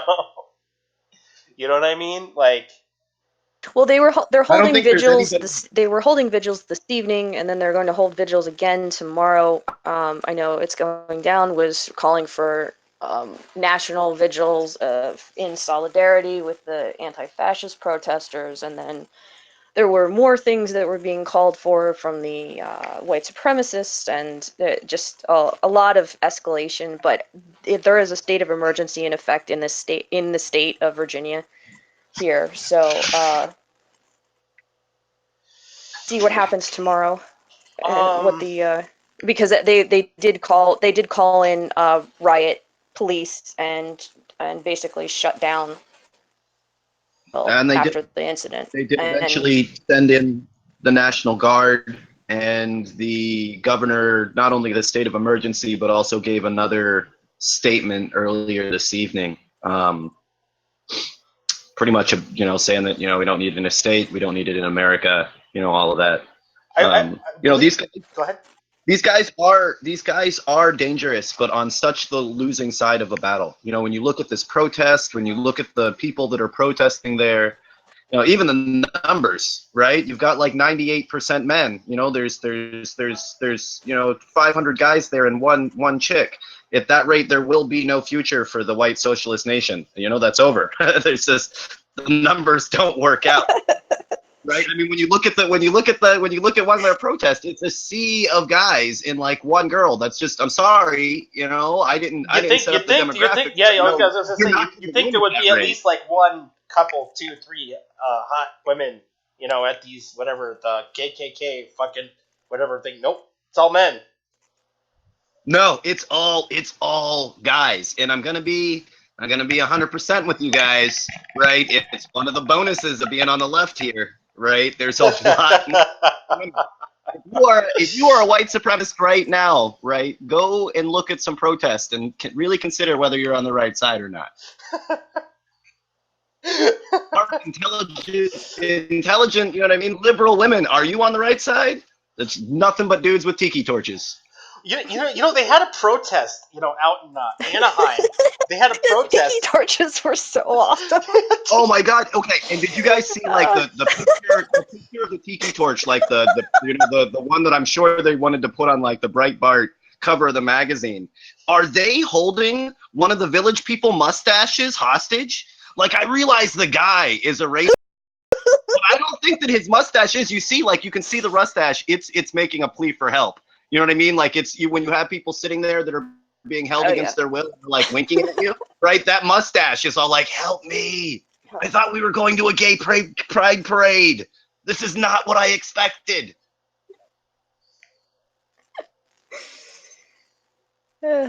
Honestly, from the outside, there were some pretty good photos. If you looked out your window and there was 500 guys in polo t-shirts and skinny jeans with tiki torches going down the street, you would think it was a gay pride parade. But no, they're white supremacists. What a surprise! Maybe that guy did like end up in the wrong spot. You'd think they would have gone old school, with like fucking rags and torches. No, they used the pussy fucking tiki torch. Whatever. Yeah, like it was just but that's what these guys are down to. You know what I mean? That is not, when you look at that picture, that is not an army that strikes fear into its opponents. The best you can hope to do is run somebody down with your car. That does not make you a hard ass, man. Like, that's the opposite. Well, we'll find out, the backdrop on that story. I'm pretty sure there's going to be a lot of confusion about what he was trying to hit or whatever. I mean, I'm probably going to tell maybe even the trial. But it's definitely going to be a homicide. It's definitely, I mean, I always have to, I don't know what the dude was thinking. That whole situation breeds that kind of violence. When you look at those guys, you can see, look, high school was not kind to them. You know what I mean? And because of that, you feel that everyone around you is against, blah, blah, blah. They've got a whole, story on why would lead you to run people down with your car. Right, but it has to do with a feeling of not having power, right? that the world that you so desperately wanted, right? The whitewashed 1950s, your wife is drunk with martinis and your shoes waiting for you every day, right? Idea of the world doesn't exist, and that frustrates them. That is the move of an extremely frustrated man. Yeah, you kind of see the guy. I saw the other video that was done. I saw it on Twitter. It was about maybe about 50 meters back. The guy definitely was not around. Was not around any cars before he did this, so it was premeditated. Definitely, it wasn't not a sperm of the moment. I'm fucking frustrated. I'm gonna fucking do something to get my car out of this fucking traffic. It was definitely premeditated. Oh, I mean, when I say frustration, I mean that you came to a rally in hopes to show some, some show of force, of the, the normal white supremacist, ideology, and they were in that park for what, 20 minutes before, the hardest of the hard ass got sprayed with pepper spray and went screaming like little girls. Man, at Standing Rock, I saw 80-year-old ladies take pepper spray to the face and just keep going, right? But these guys, and at that moment, their entire world was broken down. What they were going to do, who was going to rise up, you know what I mean? They had all those stories of how hardcore they were. And no, 2 squirts from the tear gas, and you guys went crying back to your pick, right? That is the frustration that they're feeling. Do they know that everybody fucking hates them? I mean, it's like, Oh, you're already, come on, you're comfortable. What was it, that thing, like, you're comfortable being called a neo-Nazi, right? I'm sure everybody despises. There was I don't know if you were aware, but they had a protest out in Anaheim. Was it last year or the year before? And the skinheads against white supremacists showed up, and so did some other Latino groups, and some other groups came out, and I think it ended up into a knife fight with one of these guys. Well, I'm quite a big fan of the Redneck Revolt guys. I give them a lot of respect. Look, if you are that dude, right? Don't go the white supremacist route. Go Redneck Revolt. They like guns, right? They're all country as hell. Right? There's other groups out there that aren't hate groups. So yeah, I'm a real big fan of the Redneck Revolt guys, because they're kind of, the whole, man, it's got to come to an end, and your enemies are always their worst. They're most dangerous at their end. That guy, the very moment where that white supremacist ideology is stamped out for good, that very last guy is going to fight tooth and nail for it. Yeah. Your enemies will fight their hardest at their very, very last. And that's what we're getting to at this point. There was a time when those streets, the cops, the agents, the National Guard all would have supported what you're going on, right? 1960, 1970 even. Would have supported everything that was going on there. But instead, you guys are, left crying with your tails between your legs by the same people that your granddaddy told you stood next to you. I'm looking at Twitter on this incident, and there's somebody saying, James Alex Field was the person behind the wheel. Yeah, we've gotten a couple of different names. We've gotten anything from the authorities, like we've got the registration of the car and this, that, like it'll come out. Yeah, I think we had the wrong name in the previous registration, so huge apology to that poor guy. Yeah. Like, it was for the revolution, man. Take one for the team. We all have. We will exonerate your name. You're a great dude. Make sure to make a statement saying you did not know that your car was going to be used for evil, and we'll call it even. Oh my God, But it's that's the deal. Like, out of all of that talk, did you start this war? No, you ran down a young woman in the prime of her life. Nice work. Well, he also, you know what I mean? The other guy, the people that were hit and launched over to the other cars, they didn't look like they were in really good shape. So I wouldn't be surprised if somebody has like some collapsed hip bones and stuff, or even a femur, Oh no, never being able to walk right again.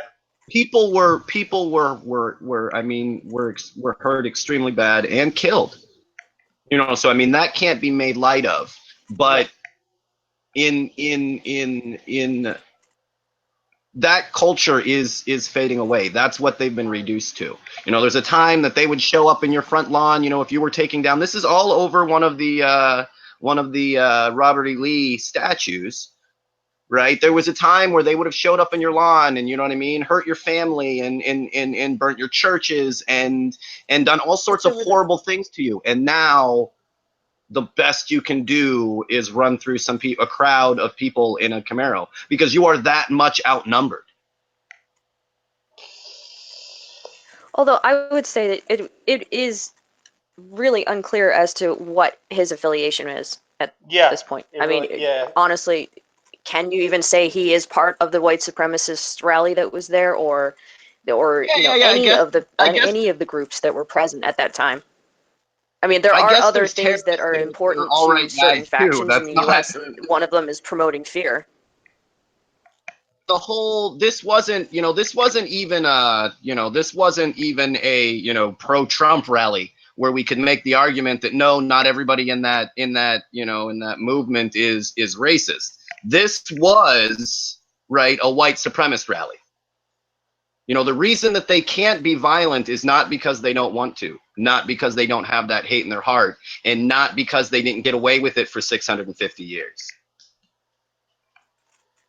Right? This is a shock to some people, right? They came up there, right? You've been to hundreds of rallies over, let's say that you're one of the old Klansmen, right? You've been to hundreds of rallies. You're 60 years old in the United States. There was a time when people would have applauded what you did. That time is gone.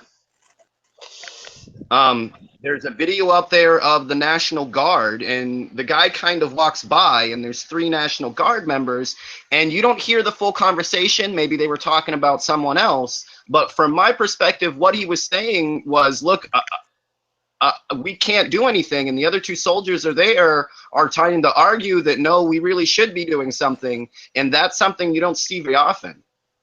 Where people are starting to make the no, protect the people, and your white supremacist ass is not the people. Yeah. And that's going to be a shock to them. It's like the Trump voters in Boston that are now surprised that they're arresting Irishmen. Man, y'all were 3rd on the list. How could you be surprised about that? Did you really think they were going to stop with the Mexicans and Muslims? Really?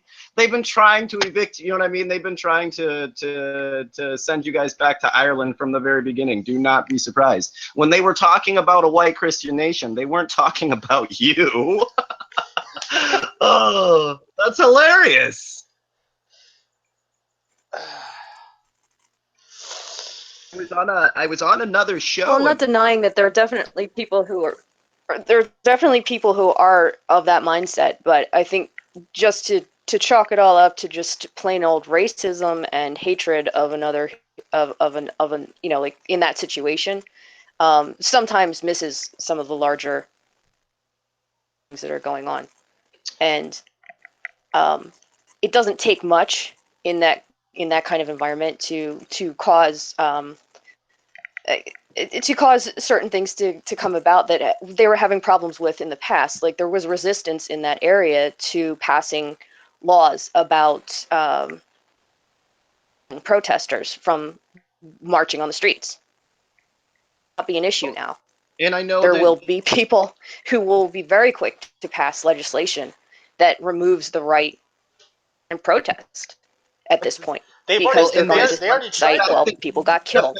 The fact that he hit them with a car is no surprise, because this is something that the right has been pushing extremely hard and talking about and promoting, is using vehicles to hit protesters that are blocking the street. This is a mantra that didn't come out of nowhere.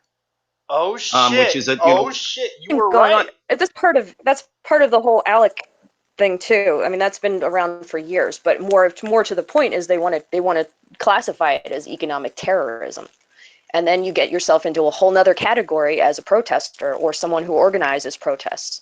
that means that you're then classified as a terrorist, and you can be renditioned anywhere they feel like. Right. Yeah, wasn't Alex? I saw It's a live really stream. not. It's really not very. I did see a live stream What were you coming saying, from Tyler? Alex Jones' Facebook page out there, and you know who I Well- saw? I saw it there was the Kekistanis. Al Jazeera. I missed that one. I didn't see it. Kekistanis, yeah, they were out there. The Keks. I'm interested to know exactly, because Alex Jones, I know I've said this on the show before. Alex Jones back in the day, and if you get a chance to look at it, it is a really good interview. Alex Jones interviews David Duke, right? Which was one of the, he was one of the new, leaders of the white supremacy, blah, blah, blah. He was kind of the Bannon before Bannon was cool, right? He interviewed, and he really, really sticks it to him.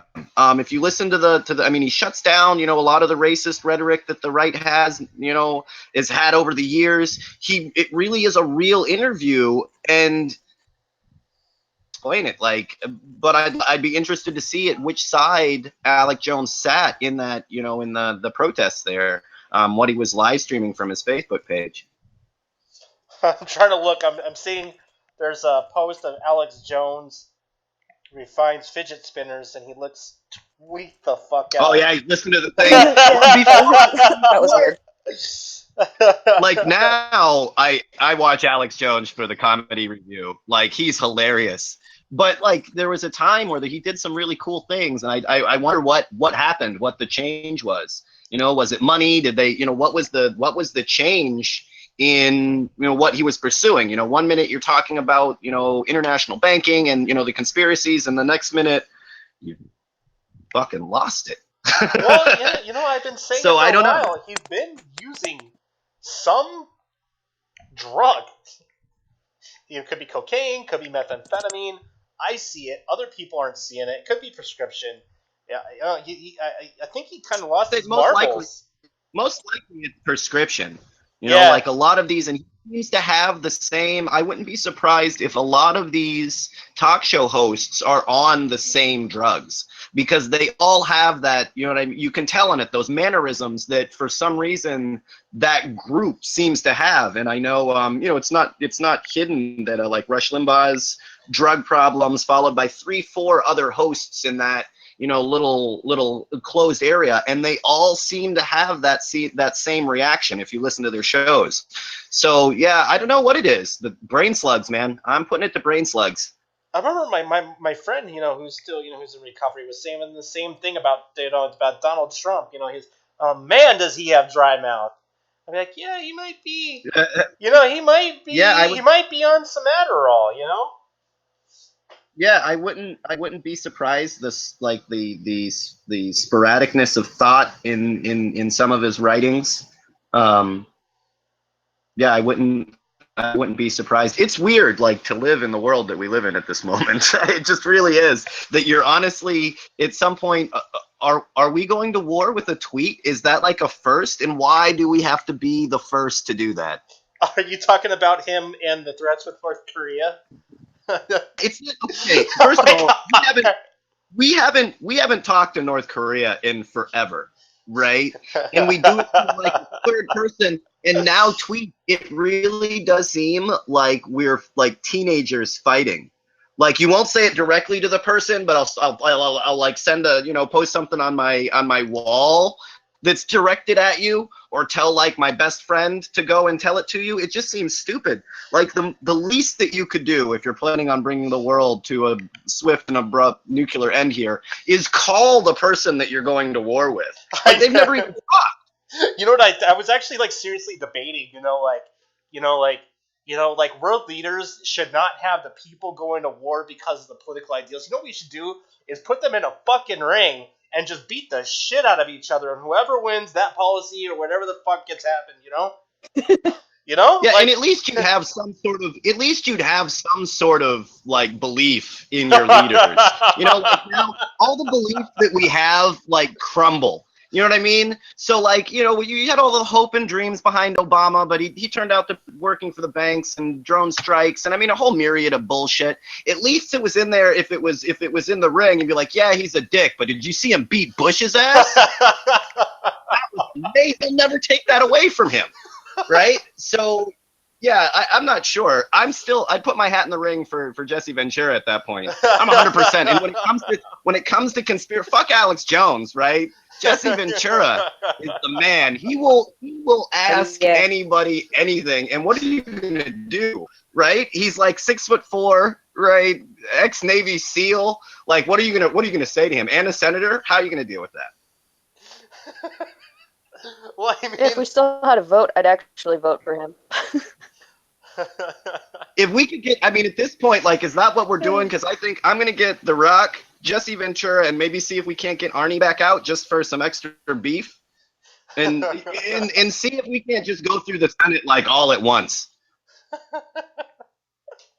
Yeah, it should be voted on by the UN and be like, no. And we could be like, if you walk into a room with those cats, right, could you really just be like, all right, Mitch, window or door, your choice. And just go room to Paul Rudd. Look, window or door, man. Those we're cleaning house. It's already, I got guys downstairs redecorating. This shit is over. Window or door.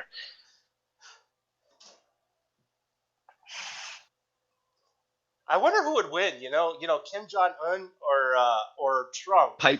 I'm always curious because I mean, Kim Jong Un, he's got that weight issue. So. Oh, and I imagine. See, this is the deal. I imagine he'd fight dirty, and the deal is, he's like, we're fighting Trump. He's fighting Trump, not Bernie. And I would have given Bernie, you know what I mean? Yeah. He's a little bit older, you know what I mean? But he's also from Brooklyn, you know what I mean?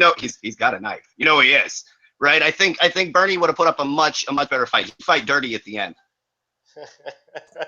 But Trump, like, I think he'd come in bravado and maybe get a couple good punches in, but he's a spoiled rich kid. You know what I mean? He can't come on, fight. I just see him pulling that dirty, like, I didn't punch him in the balls, but I did. Yeah.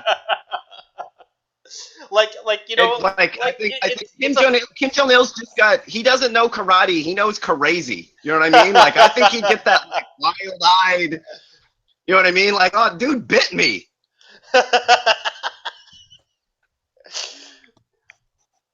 Even then, I think the number one reason that, like, Trump and Kim Jong-il don't talk to each other is because they probably would end up liking each other.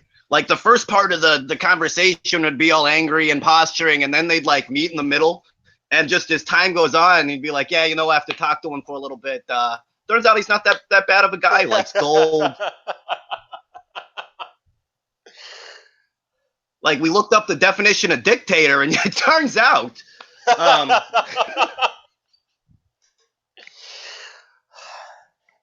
think they would have more in common. If you go and look up their houses, right, of, like, the most brutal dictators in the world, they all have the exact same designer. I don't think we have to worry about, like, who the next evil world leader is. We got to find that fucking designer and stop them while there's still time.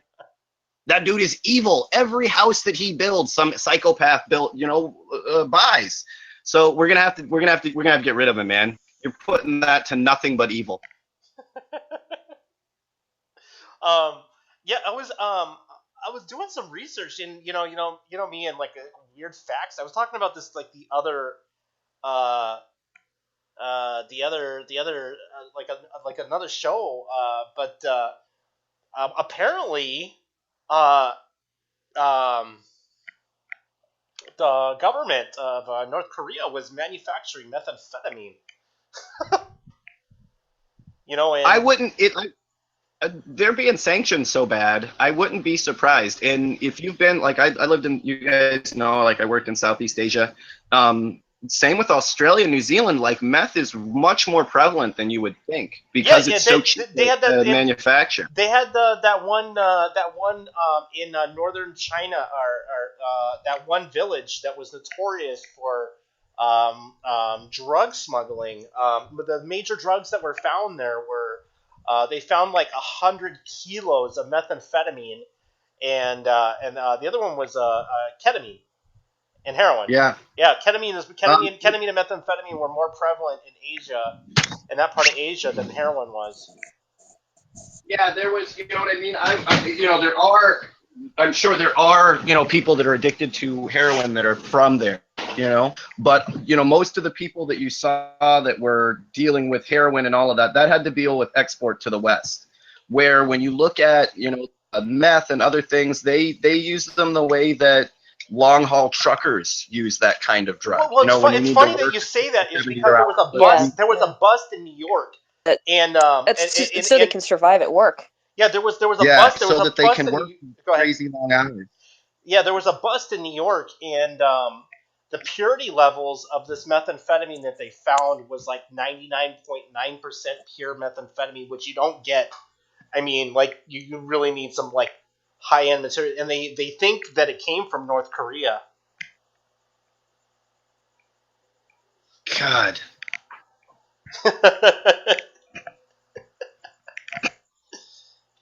Kind of weird. What you couldn't find any meth dealers here in America. I mean, I'm not American jobs, but geez.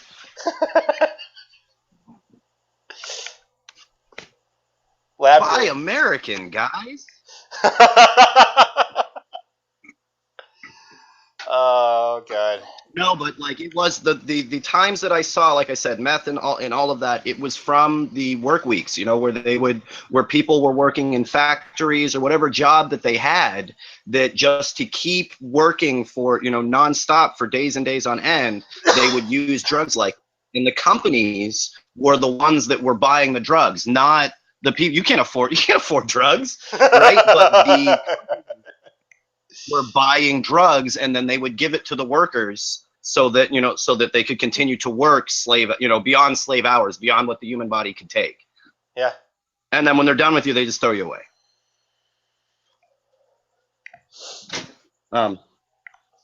It's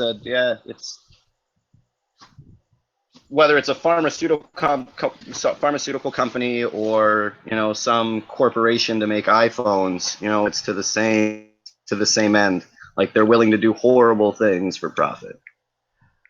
I also heard in Pyongyang. And a lot of those people are in the same boat, though. I mean, like when you're talking about the managers buying. Uh-oh. I missed the last part of that. Like in a bad situation. Saying that it's kind of the same situation for everyone involved. There are different levels, but even the people who are in charge of the factories, they're not in a great position either. I mean, like they're also under pressure to, they'll be removed if they don't do the same thing if they don't produce. So it's a vicious cycle that they're all involved in. And yeah, once they use the people up who are working themselves to the bone, they don't give a shit what happens to them, just like what's going on in the Philippines. Like, now they're cracking down on the poorest people who are taking all the shabu just so that they can stay awake long enough to produce enough money to feed their families. Yeah. Being murdered. Yeah. So it's a huge problem, but people don't understand necessarily here that as long as they're making our products, we're more than willing to look at the other way. I saw a statistic, a while ago, and it had the difference between modern slavery and historical American slavery, and it works out that you really have 3-4 slaves working for you all the time. And even back then, right, your average person did not own a slave, right? But yeah, in today's world, because they're on the other side of the world and you don't have to see them in the fields in front of you, somehow that's okay. And you actually built up 3 that are making your clothes or your food, or you know what I mean, how it breaks out. And the more money you have, the more slaves around the world you really have working for you.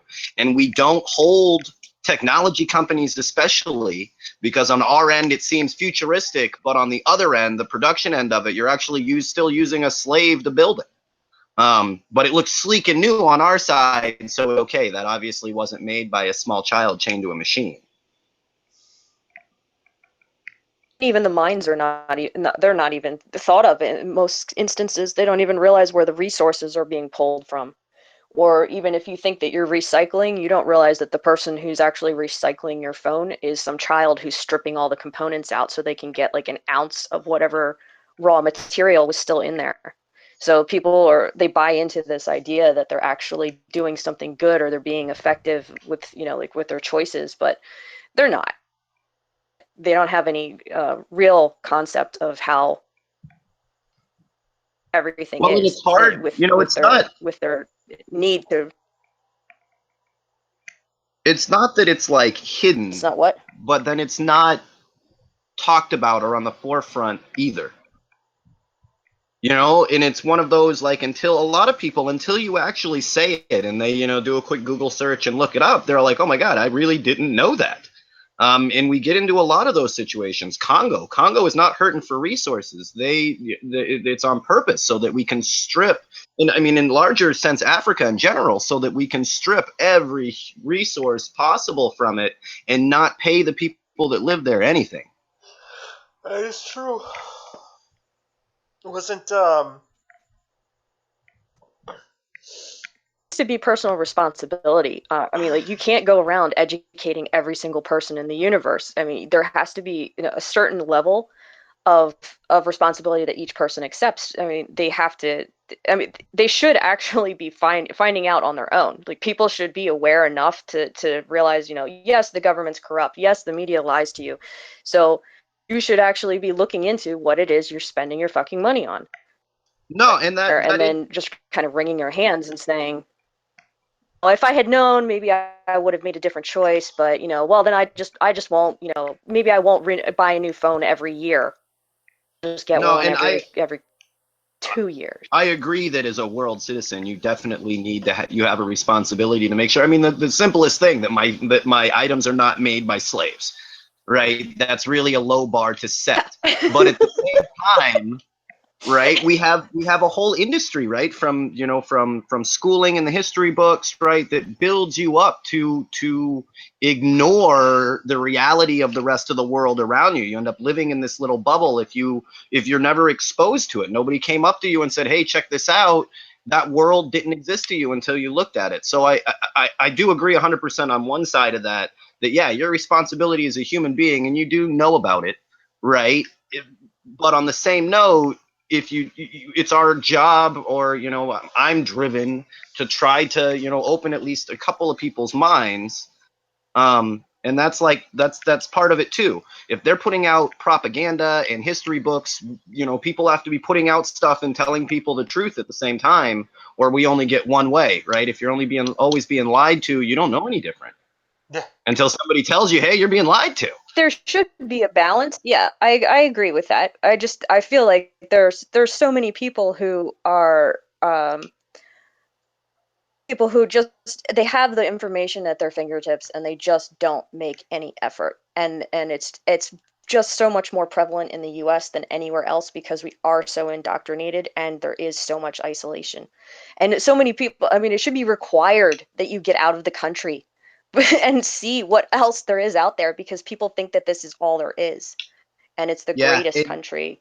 It's not, and it's something that other. It's like a lot part of it is like buying into that, the whole like, oh well, America's great, and this is government will lie to you about some things, but on the whole, they have your best interest at heart, and just keep working hard, and you'll get ahead. And you're just like all of, it's funny to see when you go to other places, and people are like, yeah, the Americans are pretty dumb. I mean, my God, half the people don't even speak another language. Well, yeah, and like you'll go to other places, and number one, Americans do not travel, right? They stay in America, and you'll go to other places, and it's always like a eye-opening experience, and you'll have like the same rhetoric. Well, if we didn't have all of these, if we didn't have all these guns, it'd be anarchy. And then you'll go to a place, and now New Zealand cops don't carry guns. They've got criminals in New Zealand. Right? But I've got zero chance of being executed on my way back and forth to the school. But if you live in America, the narrative that you've been taught that it will not work any other way. We've tried. It's just complete anarchy. People just go around murdering and killing each other if we're not armed and in the backyard and, You're all gonna and listen to all die. of your phone calls and your emails. Yeah. You really don't have the freedoms that you're led to believe you do, and then on top of it all, you live in fear of this thing that's never going to happen. I mean, realistically, I mean, it's absurd. But yeah, you go to other countries and you see that We don't have hey, peace people now for survive, 90% and of it's what you hear not the same lies. system.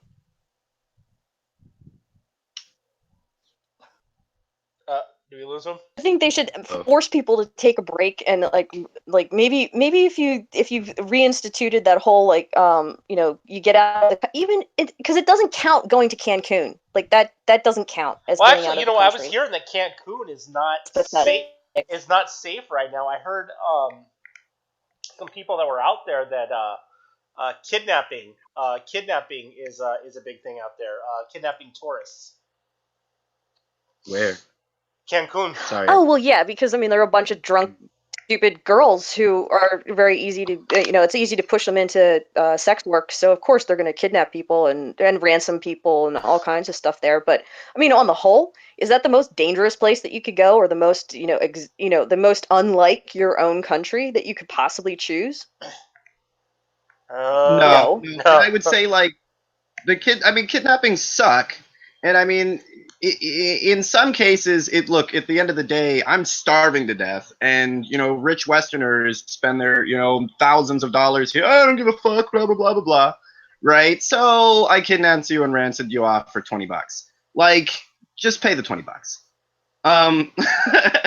When it comes to places that I've been in North Africa, and when it comes to other spots, like, okay, so especially the piracy, it's like you're moving trillions of dollars of merchandise across my backyard while I'm starving to death, and you don't pay me a dime for it. Like, you kind of got where you're coming from. Why don't you pay the people that are there to use their waterway like you do any other Western nation? Because they just take what they want. They take what they want. Exactly. So I mean, I've seen in places, there were spots that I've been that kidnappings were really high, but it had to do with an economics that you don't realize because you're a tourist. You're just there to use up the people that are there and then move on, and that does lead to kidnappings. I don't know how else to say it. It's unfortunate, but when that inequality doesn't exist, then those kidnappings go down.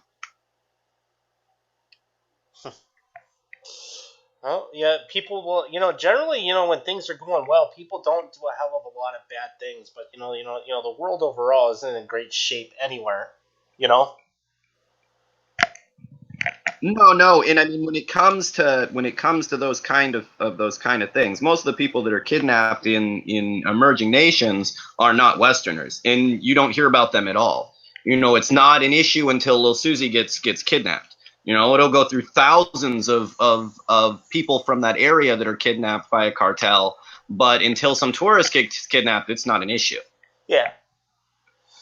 If you look at the girls in Africa, there's areas, Southeast Asia, there's gangs that literally will go into a village and take children, right? But unless they take a tourist, we don't fucking give a fuck.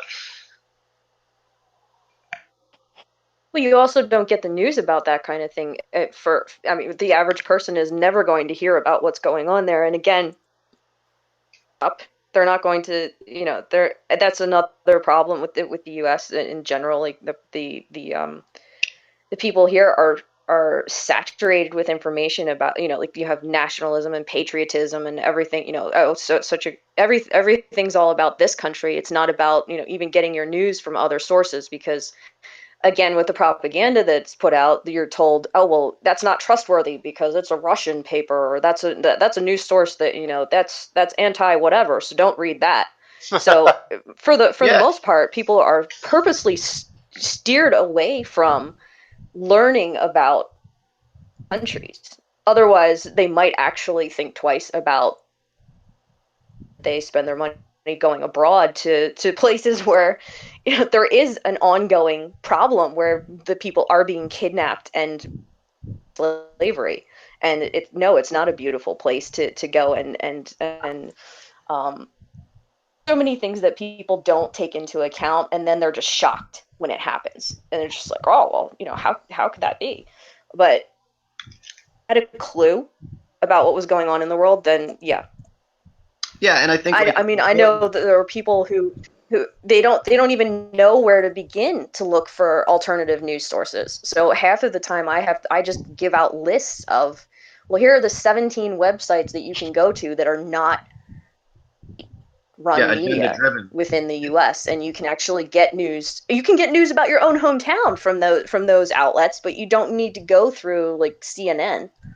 Well, and I mean, it's not, we shouldn't be, we talk about people educating themselves. Look, the U.S. government does not hide the fact that they use our media for propaganda purposes, Yes, to continue on their own agendas. Once somebody says that, you know what I mean? Everything that you do has to go into that agenda, has to fit into that box. And if it doesn't, then it's not with whatever you decide is a U.S. interest. And that builds an entire industry, an entire media industry that I can't trust. But on the same note, people don't have a lot of other places to go, or don't know where to look, or don't even know that their government has came out and said they're not even hiding it, right? We made laws specifically saying we can use the media as propaganda to get through whatever we want to. So if, seeing the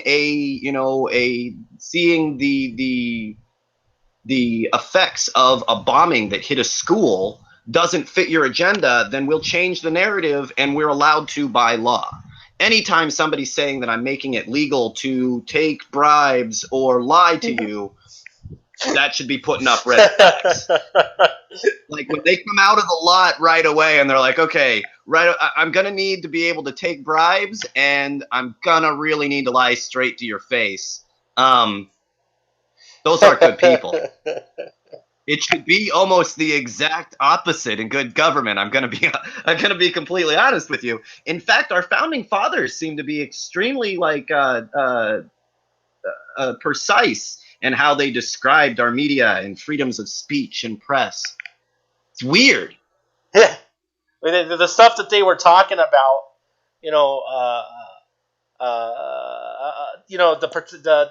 the rights that we have that they were trying to protect, or what the government is taking away from the average Joe Schmo citizen. So, and that's exactly what they said would happen. Yeah, right? Like it wasn't like they're not trying to. They already have. Yeah, well, I mean, these weren't stupid guys. When they sat down, they were like, okay, I think that every American should have certain rights. What do you think those rights should be? Oh, freedom of the press, definitely top number one. That's like the first. That's the first thing that they wrote down, and yet you're trying to make it sound like these dudes had no idea what they were talking about. There was ordered from importance. And what was I gonna say? No, sorry, I'm off topic. But go ahead. Uh-oh.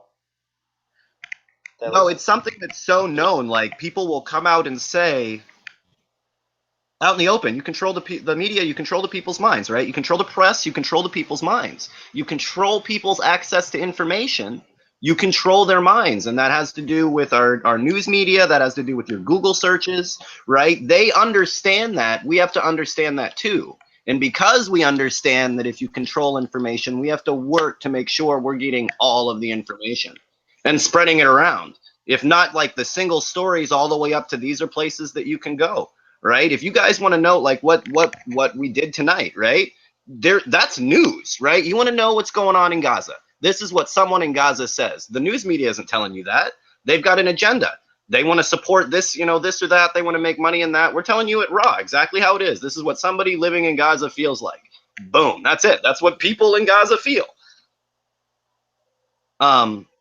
That's like a nightmare for people that want to control information. Yeah. right? They want you to believe that everybody in Gaza is a bloodthirsty terrorist who seeks nothing to do but kill you and your family at every turn, right? They just sit in their houses 24/7 and think about killing you, right? And then you hear somebody or talk somebody from there, and you're like, oh no shit, they're just a normal person.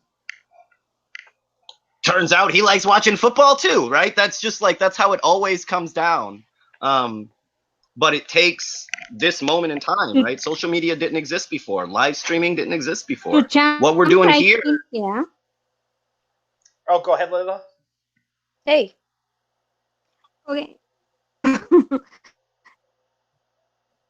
The situation with Palestine and Gaza. You're going to explain it in one sentence.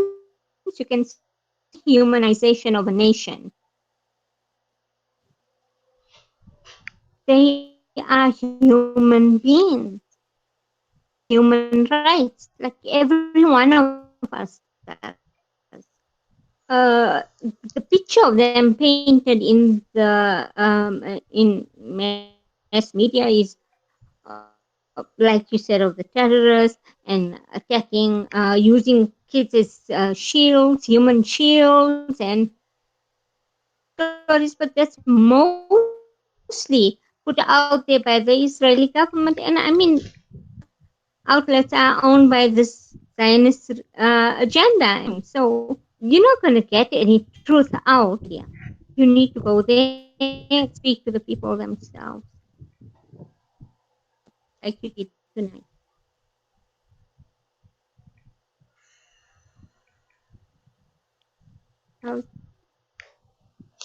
Okay. Yeah, I was gonna say a lot of Just people, the media always paints a bad picture of yeah. of everything, and I wouldn't say it's actually, I fucking say it. They are controlled. They are paid to paint a bad picture. And yeah, it's I think go ahead. there was a really like poignant picture during the Katrina catastrophe, and somebody put it together, and it was the exact same picture. A mother and her kids, right, struggling to survive in horrible conditions, and they took like some diapers and water from a store that was underwater. You know what I mean? Like that was kind of the scene that they painted. And in one group of papers, every single paper painted the black woman as, looting begins in Louisiana. In the exact same picture, they put as, family struggle survive doing what it takes, right, in the other picture next to it. And only one of them was put on the, was put across, and that was the negative one. And that was done on purpose, right? That's the narrative that they want you to believe. That works for what they want. Right? That makes my police department's money. That makes, that makes you want to do the things that I want you to do. And that's a good like vision of what our news media is, and that they do have that agenda, and that our government has made laws specifically allowing them to attain that end. Interest to fill prisons, then we need to make movies. We need to make, music. We need to make news stories that all fit that narrative. Yeah. It's and it's getting even worse. I think Humanoid showed me. You showed me that even Mozilla jumped on the bandwagon to filter out what they determine is fake news. Now Mozilla has had a pretty good rap. They've always been open source, but now they jumped on the fake news bandwagon. So I'm not sure. I didn't really read too much of that work. But I wouldn't be surprised. Hey, Google will stop. You want to search for WikiLeaks. Oh, you won't find it on. You got to go to DuckDuckGo now. Like. Well, that's also another thing that's been sold to people. Like, use Google. That's the only search engine. I mean, like, it's just become so prevalent in people's thinking and speech. It's just like that's like people say, "Oh, I'll Google it." No, that's just like, why are you using a brand name? Well, you're using a web browser. You're not using a brand name. I I've mean, always my had God. like. Go ahead. Google specifically does my head in sometimes, right? Because they haven't, I don't know what the deal is, but they haven't decided on whether they're an evil corporation or not. And they really need to pick a side because it's doing my fucking head in, right? So like they'll do things like Oh, they'll they're an censor evil our corporation. news All and all of corporations that are shit. evil. Yeah, but like they'll censor our news and all of that stuff. Well, then out of the No, blue, I mean I'm they going can. through I'm going through Google Translate, and I notice there are no native languages on there. There are no indigenous languages on there. You know, there's no Lakota, there's no Dakota, there's nothing, right?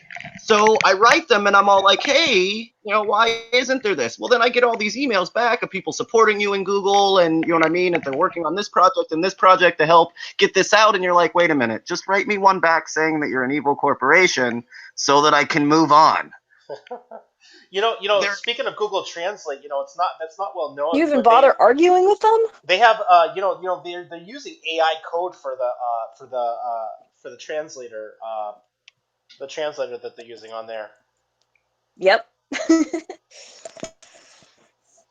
Maybe that's why you didn't get Well, it. it's in just about everything that they use. So I mean, Yeah. I mean, look, I AI is going to be a part of our life. I know this is like this show specifically wasn't about it, but I think we should, you know, being that we do work in the anonymous community, right? That we should bring it up, right? Computer learning is going to change everything. Yeah. You know, the AI that we have now is child's play, and computer learning is like it's here. You know what I mean? But in the next 4 or 5 years, there is going to be such a jump in technology between that and quantum computing. We are really looking at one of those like gigantic leaps in what we can do and what we can focus on and what we can figure out, to the point where it may undo some of the systems that have been some of the systems that we're talking about. When you look at like the medical research, right? When I can do medical research on my cell phone, do I still need a pharmaceutical company to do it for me? Because they're not going to. Probably not. Right? And that's a huge amount of power. When I can say, okay, wait a minute, this gene causes cancer, and I can run that through on my laptop and not need a supercomputer that, you know what I mean? That once again, they are not going to find the cure for cancer because they're a pharmaceutical company. They treat cancer, they don't cure it. But when I can do that on my laptop, when that kind of power is in the palm of my hand, right, that changes everything. And I'll do it, right? If somebody else doesn't do it, I'll do it. well, there's also a danger to it as well. I mean, there already are AIs out there that can do. People are willing to. Well, it's come willing at this point. Even I think as well. It's not all.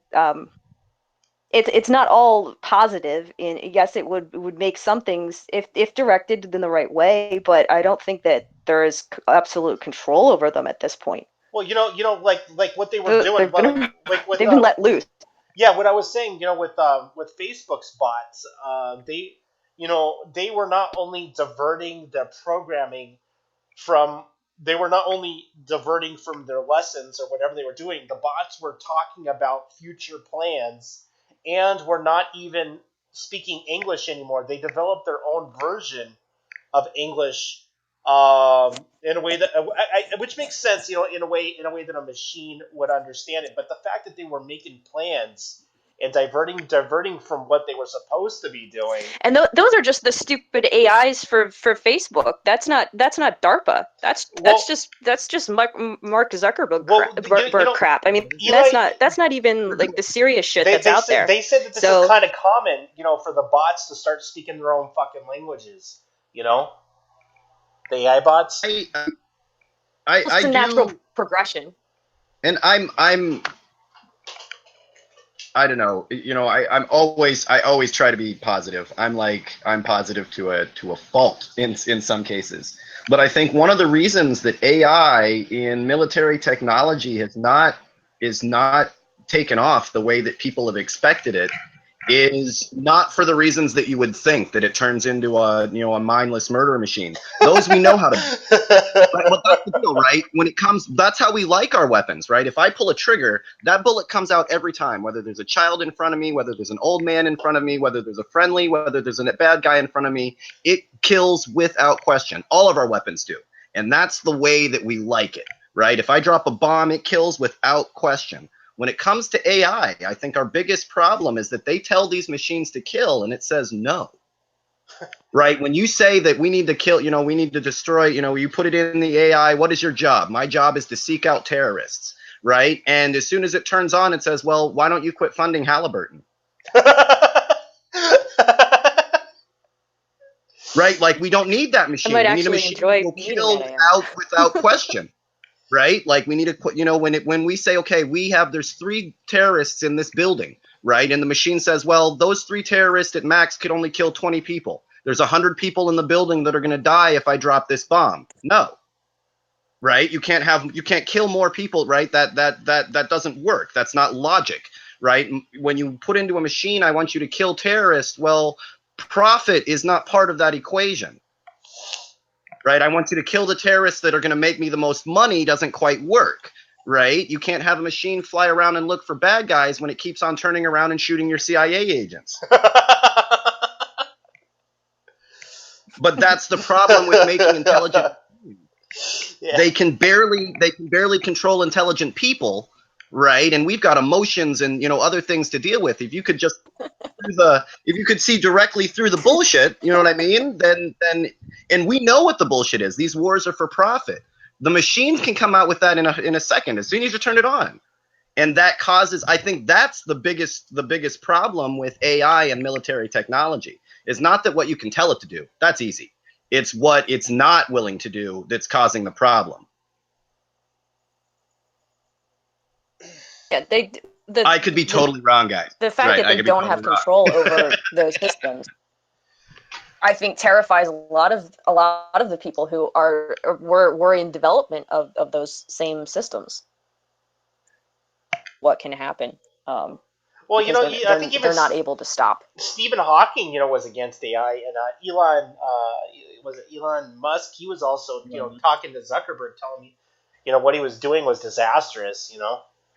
Well, and God, like those are, especially, when it comes to Stephen Hawking, I can't argue with, with one of the smartest people on the planet, right? But there's certain times that he says things that I think he still is a victim of his time, no matter how brilliant he is. And with both AI and our introduction or connection to aliens, to extra technologies, I personally think that he's wrong. He says that we should never try to invite aliens or invite extraterrestrials to our planet, because any time that a lower civilization comes in contact with a higher technological civilization, the lower one is always destroyed. And if aliens come over here, they would be the higher, hence we would be destroyed. But I think it's more like 2 people on desert islands. You know what I mean? And in that case, you guys don't destroy each other. You're happy to work together because of the space between you, because you are the only 2 alive things that you've found. Right. I think that even animals that are way below you, right? You'll keep a pet crab, right? If it's the only other thing on the island, right? And I think that we would be much more likely to have that kind of interaction with extraterrestrials than the colonization that we've always done here on Earth. But I'm also arguing with the most intelligent man in the world, and that's never smart. Well, to think that an invasion would happen, and stuff like that. That's a human concept. To think that they think like us would be, for resources or whatever, would be absolute farce. If they have the technology, and let's say they're not a couple 100,000 years, older than us. Let's say that they are a billion years more advanced than us. They have nothing to fucking gain to come here.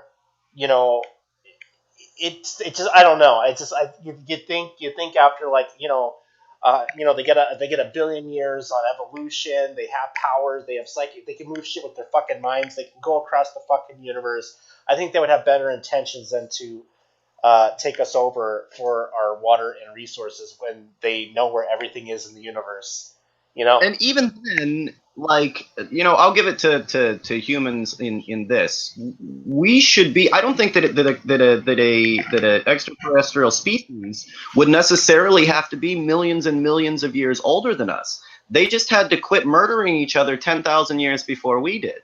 If you look at all of the things, with all of the world wars that at the end, turn out to be pointless, right? Peace ends every single fucking one of them. Right. So at the end of the day, if we would have spent that last, the first 10,000 years, yeah, you rape and murder each other. But if we would have spent the next 10,000 years focusing on, food production, interstellar travel, absolutely positively anything but murdering each other, we would be much farther along. And that doesn't take like hundreds of thousands of years to do. Even 5,000 years. Geez, if we could have gotten together in the last, 200 years, we would be exponentially, farther above where we are now. Interstellar travel is not attainable. We just haven't spent any money on it. We spent $1 trillion on the Predator drone. Right?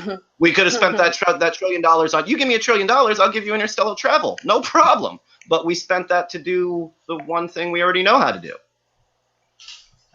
I'm always a hater on the Predator drone because you spend $1 trillion to strap a really, really cool camera to a remote control plane. I'm just not that impressed. Yeah, I was gonna say, you could have watched Back to the Future and be like, you know what? I want that same fucking remote control car, but at this time, I want to do it with a fucking remote control plane. Like we could have done this. Yeah, we could have done this like 20 years ago. That was what you spent. That was what you spent $1 trillion on. But I mean, a lot of these problems we've spent none. None of our time, none of our research. We talked about cancer before. Yeah, we spent $1 trillion on the Predator drone, and I mean, at the end of the day, it will be useless, right? We did not spend $1 trillion on cancer research, and that was really worth it. If the argument was that you don't want people to be on healthcare anymore, curing cancer takes care of a lot of those problems, right? Diabetes, you don't need healthcare, you don't have diabetes anymore, right? So, we could have spent that time and that money investing in reality. To say that, well, we've never looked outside of our planet for anything. We've only looked to ourselves, like inside. We're the most selfish creatures we've ever met, right? Because we only look at ourselves and then are shocked that we haven't found anything else. Well, they do have a mission in 2020, a one-way mission to Mars. Don't know how that's going to go. But that's such small, that's such small potatoes that they act like are a huge jump. Like, we know it's the same with the moon, guys. I'm not saying that like getting to the moon was a huge deal, but I can see it from my house, right? Like, we've been looking up at it since there was like life on Earth. I don't know if it was really that impressive to get there. And Mars is the same thing. Like, I can see it with a good telescope. Y'all should have had this figured out. Like, there's things that we know that we, that if you could create enough gravity, in front and behind you, that you can warp space enough to move far distances. We haven't spent any of that time doing it. Any of that money doing it. Any of those mines, right? India's busy fighting Pakistan rather than working on their space program. We're busy fighting like 10 different countries rather than working on anything. Like anything.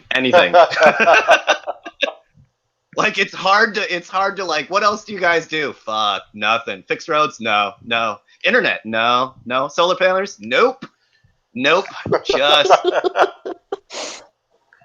Just the war kind of thing. stalled We back in just- the 70s? Yeah, like at a certain point we just stopped. Like it doesn't make. We do the same thing now with billions and billions and trillions of dollars that like people in the Bible did with a large rock.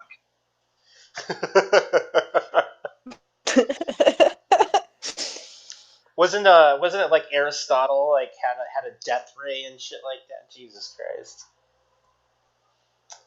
The Oh reflected. well, Oh, I didn't know that one. It was. our It was. buddy, It our was. buddy, our buddy Nikola Tesla had a pretty cool death ray, and this is one of the reasons. Like, I love the guy, but this is one of the reasons you are never going to do well in America. So he makes this like really cool. The plans for this killer death ray, right? This thing you could shoot up in the air, shoot down bombers. But he says, you know what? I want the world to work together, right? So being that this is such a powerful weapon, I'll send half of the plans to the U.S. government and the other half to Russia. Ugh. So, needless to say, he did not get the funding for free power. I remember for the Manhattan Project, before they hit up, Einstein and crew, they were hitting up, Tesla, and they totally fucking threw out his shit. What was he trying to? They not only they burnt down his lab. Yeah, he came up. He said, you know what? I think they didn't like his idea. That said, hey, we don't need nuclear weapons. We can make a plasma cannon that can shoot across that will destroy shit and whatever. And no, they went with the more dangerous shit, the nuclear bomb. No, in one of those, when it comes, Edison had everything to make or lose off of, off of his turbines and off of electricity. You know what I mean? That was where he built all of his money from, right? And I really do, I can almost see that conversation. Oh, Tesla, what do you want to do? I want to give everybody free power. Burn this motherfucker down. Burn it to the ground. That's it. Yeah. You can see exactly where Edison came up with that. Well, remember he and took the fact he that took out he took out a, yeah he took out he a, didn't write down any of his notes either. Tesla kept everything in his head, and that when his lab was burnt down, that was it. All that information was lost. Well, they on his deathbed, he did have a lot of stuff that the FBI took and has somewhat released some of his stuff, but he was you're right, he was big on free energy. In fact, he took out $100,000 loan because he wanted to deliver free energy to the people. And he had this big tower built up, and then when they found out what the fuck he was doing, they destroyed it. Oh yeah, but the deal was, right, he had made it so well, right? It was so so precise. They had to blow it up, they couldn't get it apart. I think scientists can't even they've been able to replicate what he's done on a small scale with wireless energy technology only within a few feet. He was doing it far beyond the capabilities of what we can do. Oh yeah, he got a couple of miles. Now on the same note, guys, right? It did kill everything around his house and the farmers' fields next to it and all sorts of weird stuff. He was going in the right direction, but it definitely had all sorts of drawbacks. But because of it, he was able to get electricity to go pretty far distances. You could plug in a light bulb, just touch it to the ground and it would light up a little bit. But it did cause all sorts of problems in the surrounding area. The point was, man, that was so long ago. You know what I mean? What, we're at 110 years? How long? It's such, we should have came so far. Transferring energy through the air is not that hard. But I imagine every time somebody comes up with it, you get people at your door telling you to stop working on that immediately.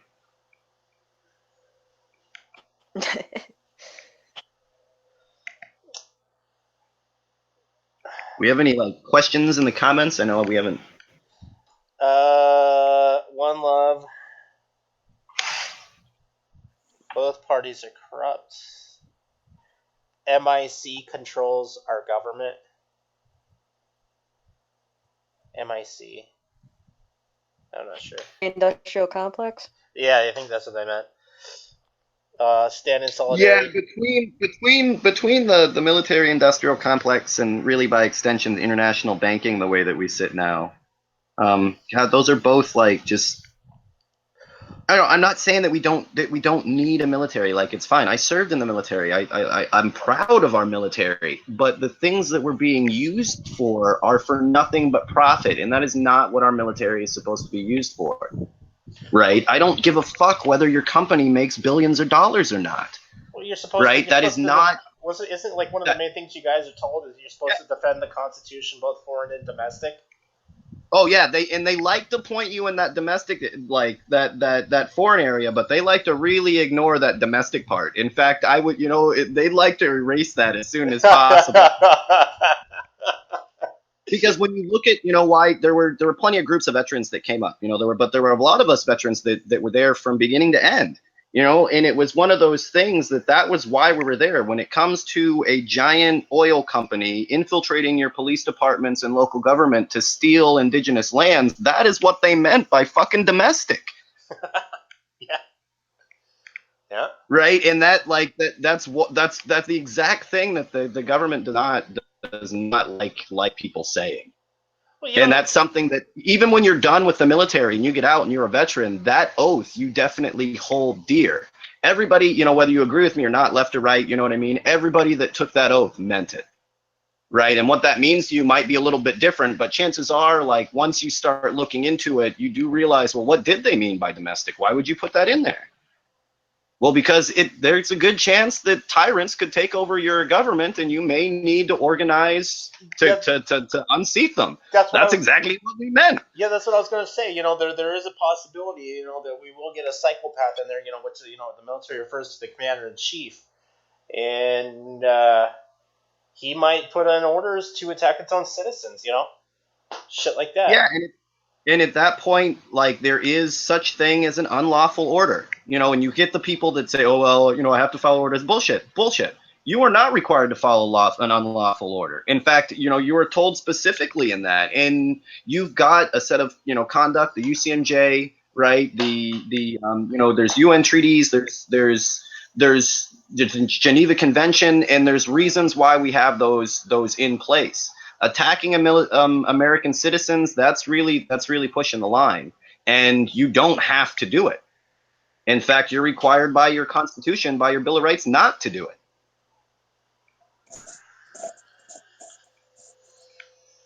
Goes farther than that if you take it back to, like, actually challenging the entire system, the jurisdiction of the courts, and then you get into, like, you have police officers enforcing laws that have been made that are, like, to this currently. I mean, like, they're not even supposed to pull people over for if they don't know if they're actually conducting business or if they're traveling for their own amusement. Obviously, they're enforcing stuff they don't even know. The police don't know what they're enforcing. The military has a little bit of a better idea because they actually understand.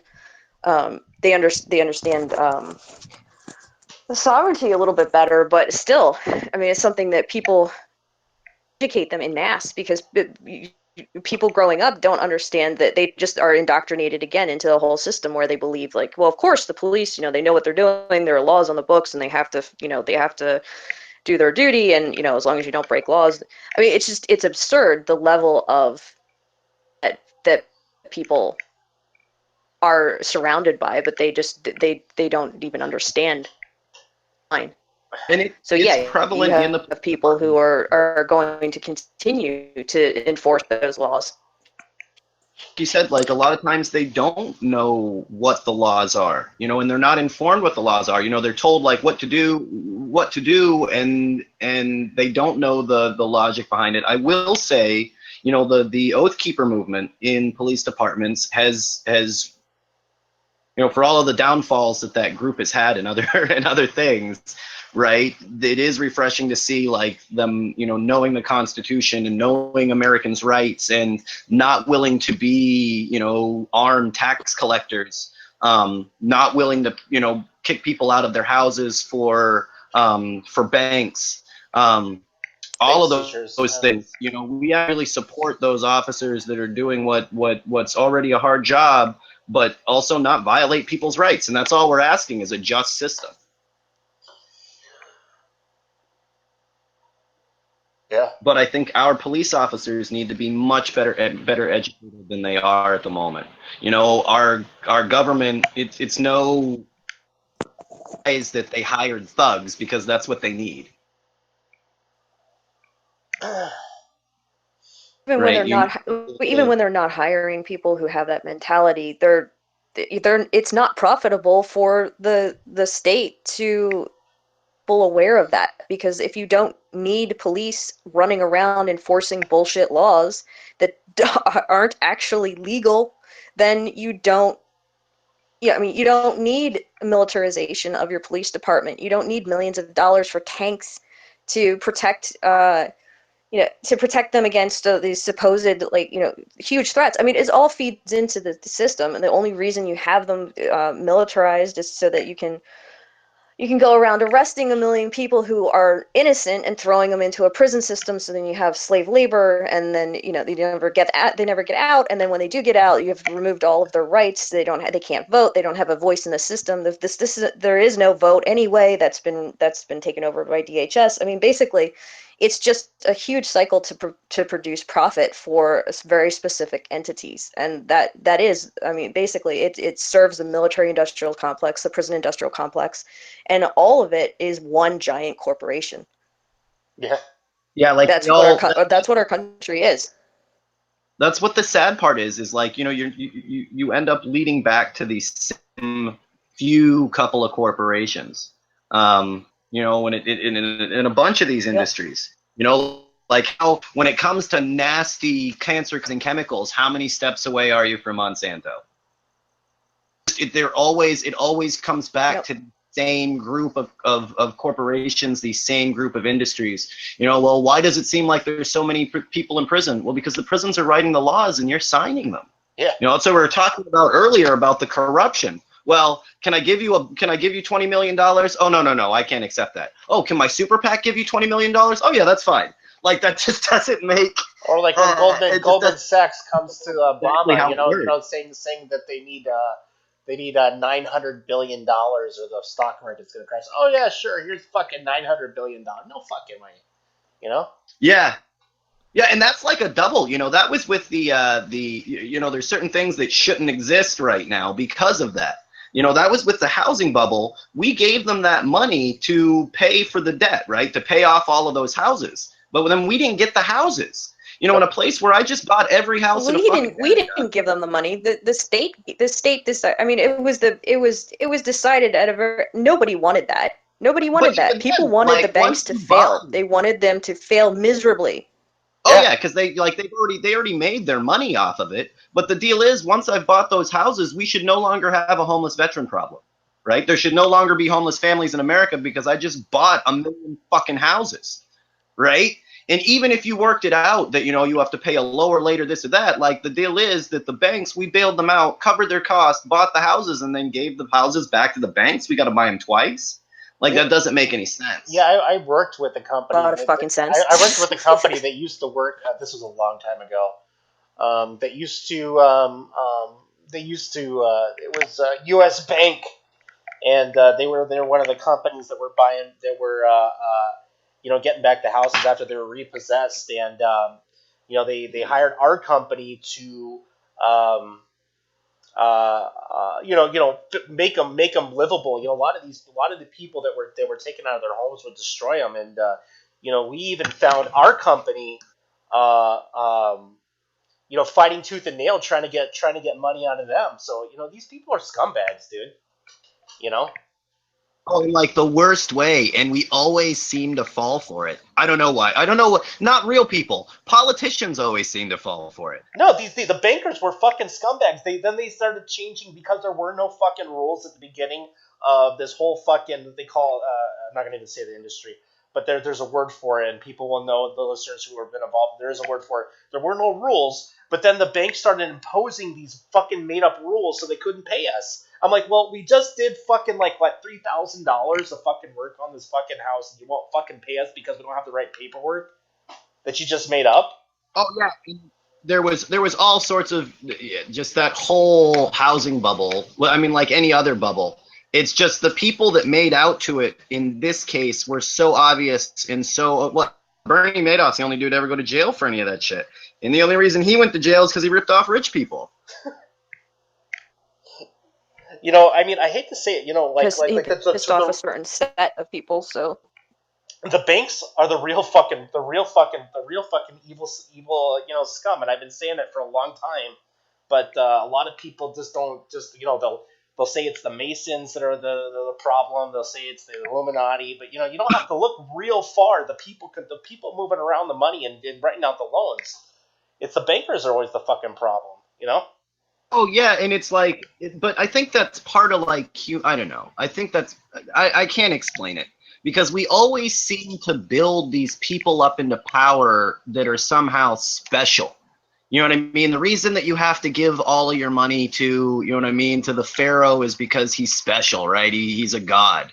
The reason that you have to give it all to the king is because he was chosen by God. The reason, you know what I mean? Like there's always this, we always make them out to be somehow special. The reason we're giving them all the money is because they're Illuminati, because they have, and it's just like, no, you're just a sack of shit. And I think these guys get off on it too.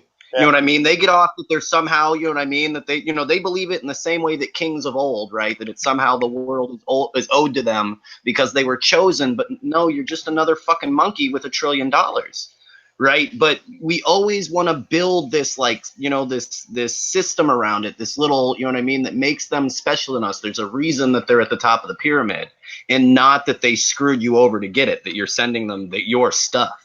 I've never understood the why of it, but anytime you see it, the people at the top, we always make them out to be somehow special, right? And I don't buy it, right? You're just greedy. Yeah. Like you're greedy as fuck. Like that's not an like a good quality, but yet we act like, oh well, you know what I mean? Donald Trump's a good guy because he's a billionaire. No, like that proves the chance that he's a pretty bad guy, right? You're not a good person because in this world to make that much money, you have to fuck people over, right? And that's a serious problem. But what we make it, well, he's got a fast car, he must be a nice guy, right? And that's just not true.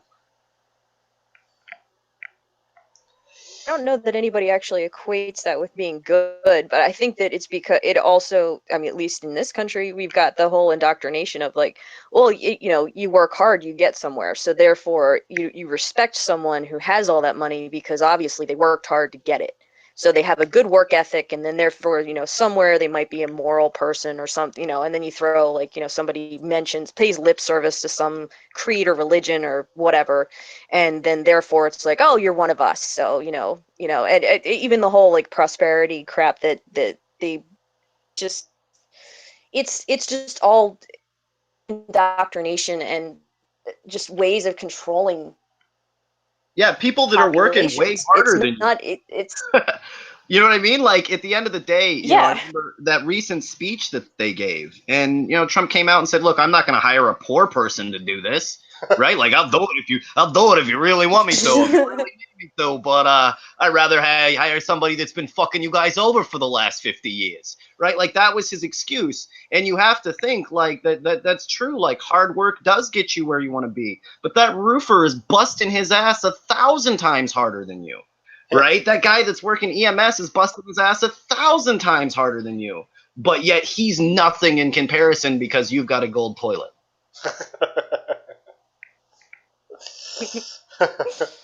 Yeah. Yeah, so I mean I do like part of being like needs to be.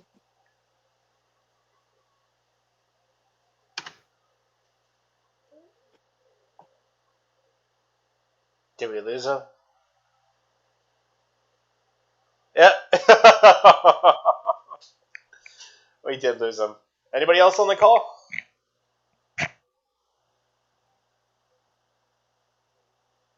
Did I lose everybody? 1 second. Wait, can you hear me now? Yeah, I can hear you now. I think my messed up.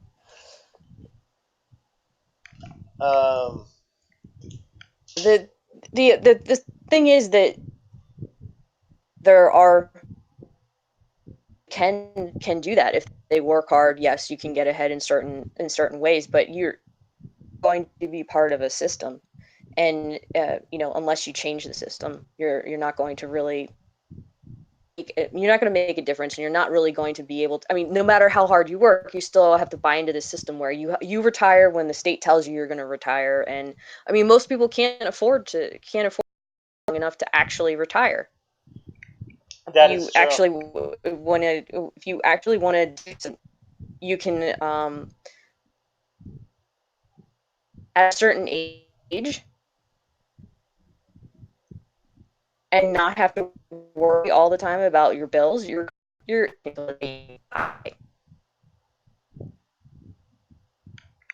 of a state and not very. I mean, it's absurd, but all these people will never have security by it, and it's passed down from generation to generation. They need to communicate how this is what you need to do to make a better life for yourself. Yeah.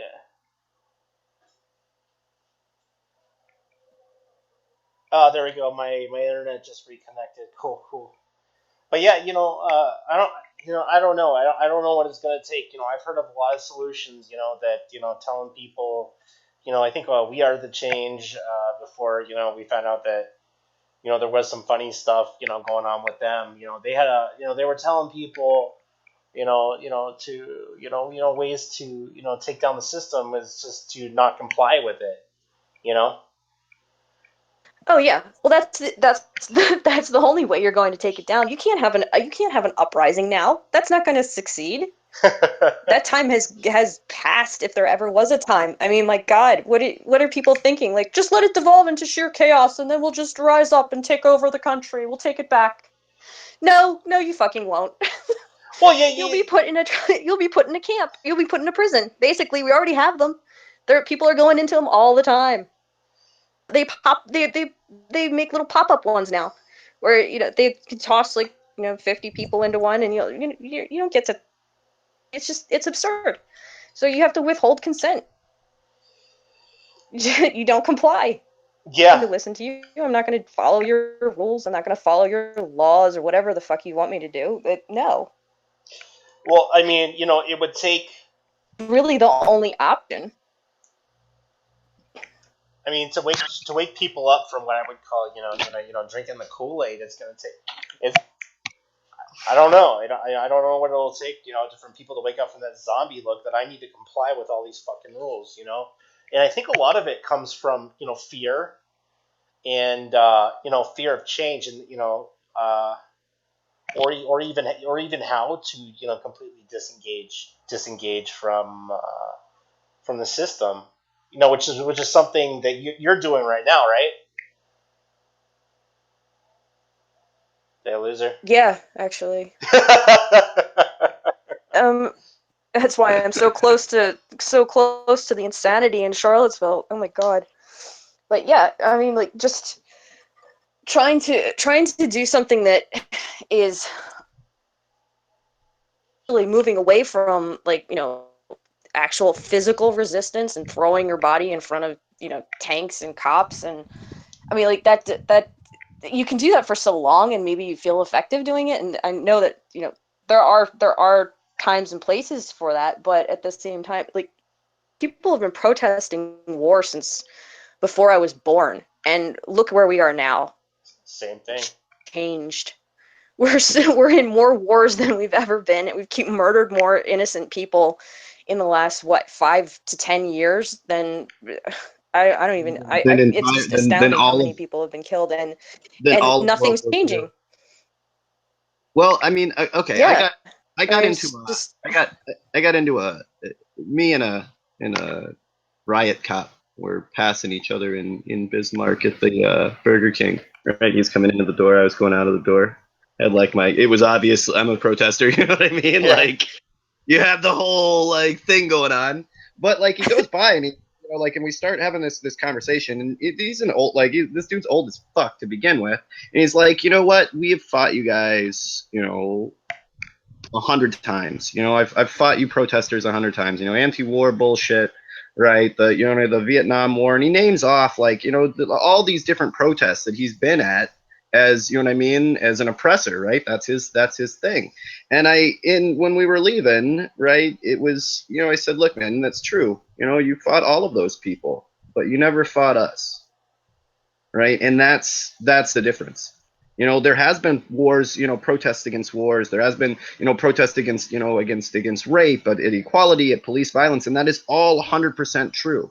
But they'd never fought us before, right? The Occupy, Anonymous, Antifa, like you can name off Black Lives Matter, right? The water protectors. You have fought some bad dudes before, but you never fought us, right? You never fought anybody that uses technology the way that we did. You've never fought anybody that can organize the way that we can, right? You've never fought this beast before, and it'll be your downfall. They're still using the same tactics they've always used, where ours are constantly evolving. You know what I mean? Perfecting itself. They're only a one-trick pony.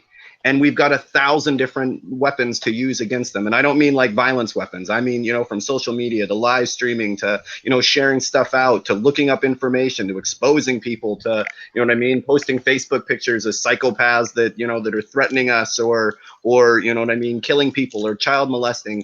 It's true that they have fought a lot of other protests before, but not us. And I kind of take, a little bit of pride. And it took that conversation to look into the past eyes there for a moment and know that, nah, we'll beat you. Don't worry.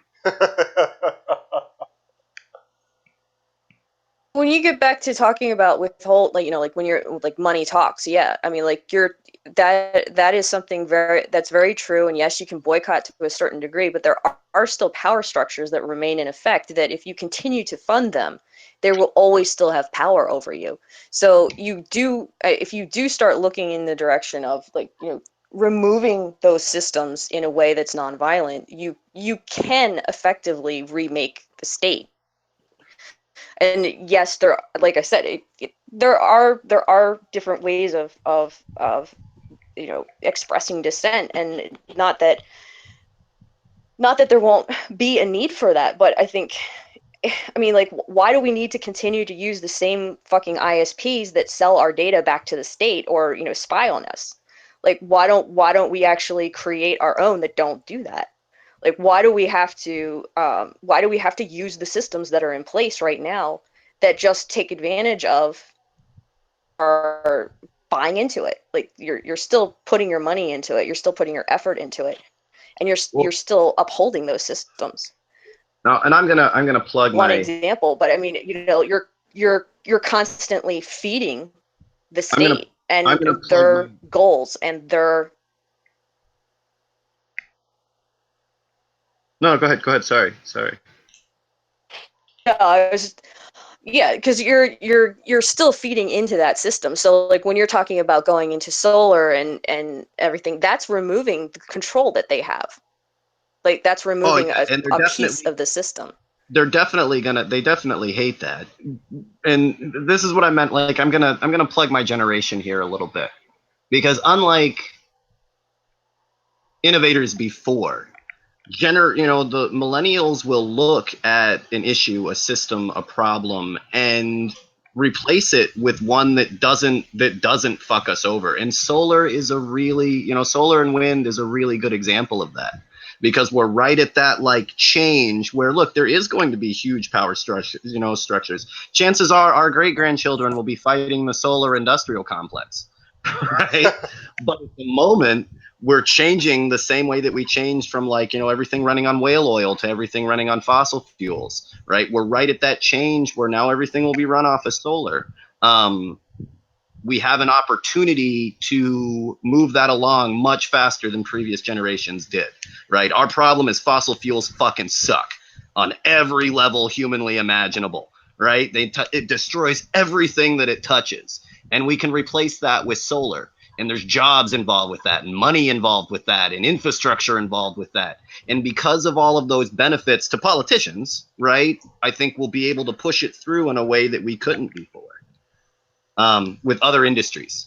When it comes to the organization I run, STR, we do look at the world that way. We make apps to stop, to distribute food to the poor, stop rapes on college campuses, get people to the voting booths. You know what I mean? Stop suicides in young veterans, right? We'll look at a problem, and if a technology doesn't exist to fix that problem, well, then we'll make it. Nobody told me I couldn't. Right. And I think that's that's definitely a difference. The previous generation, the greatest generation, they were willing to ignore because that's the way the system was. and we're not. The greatest generation. You skipped a generation.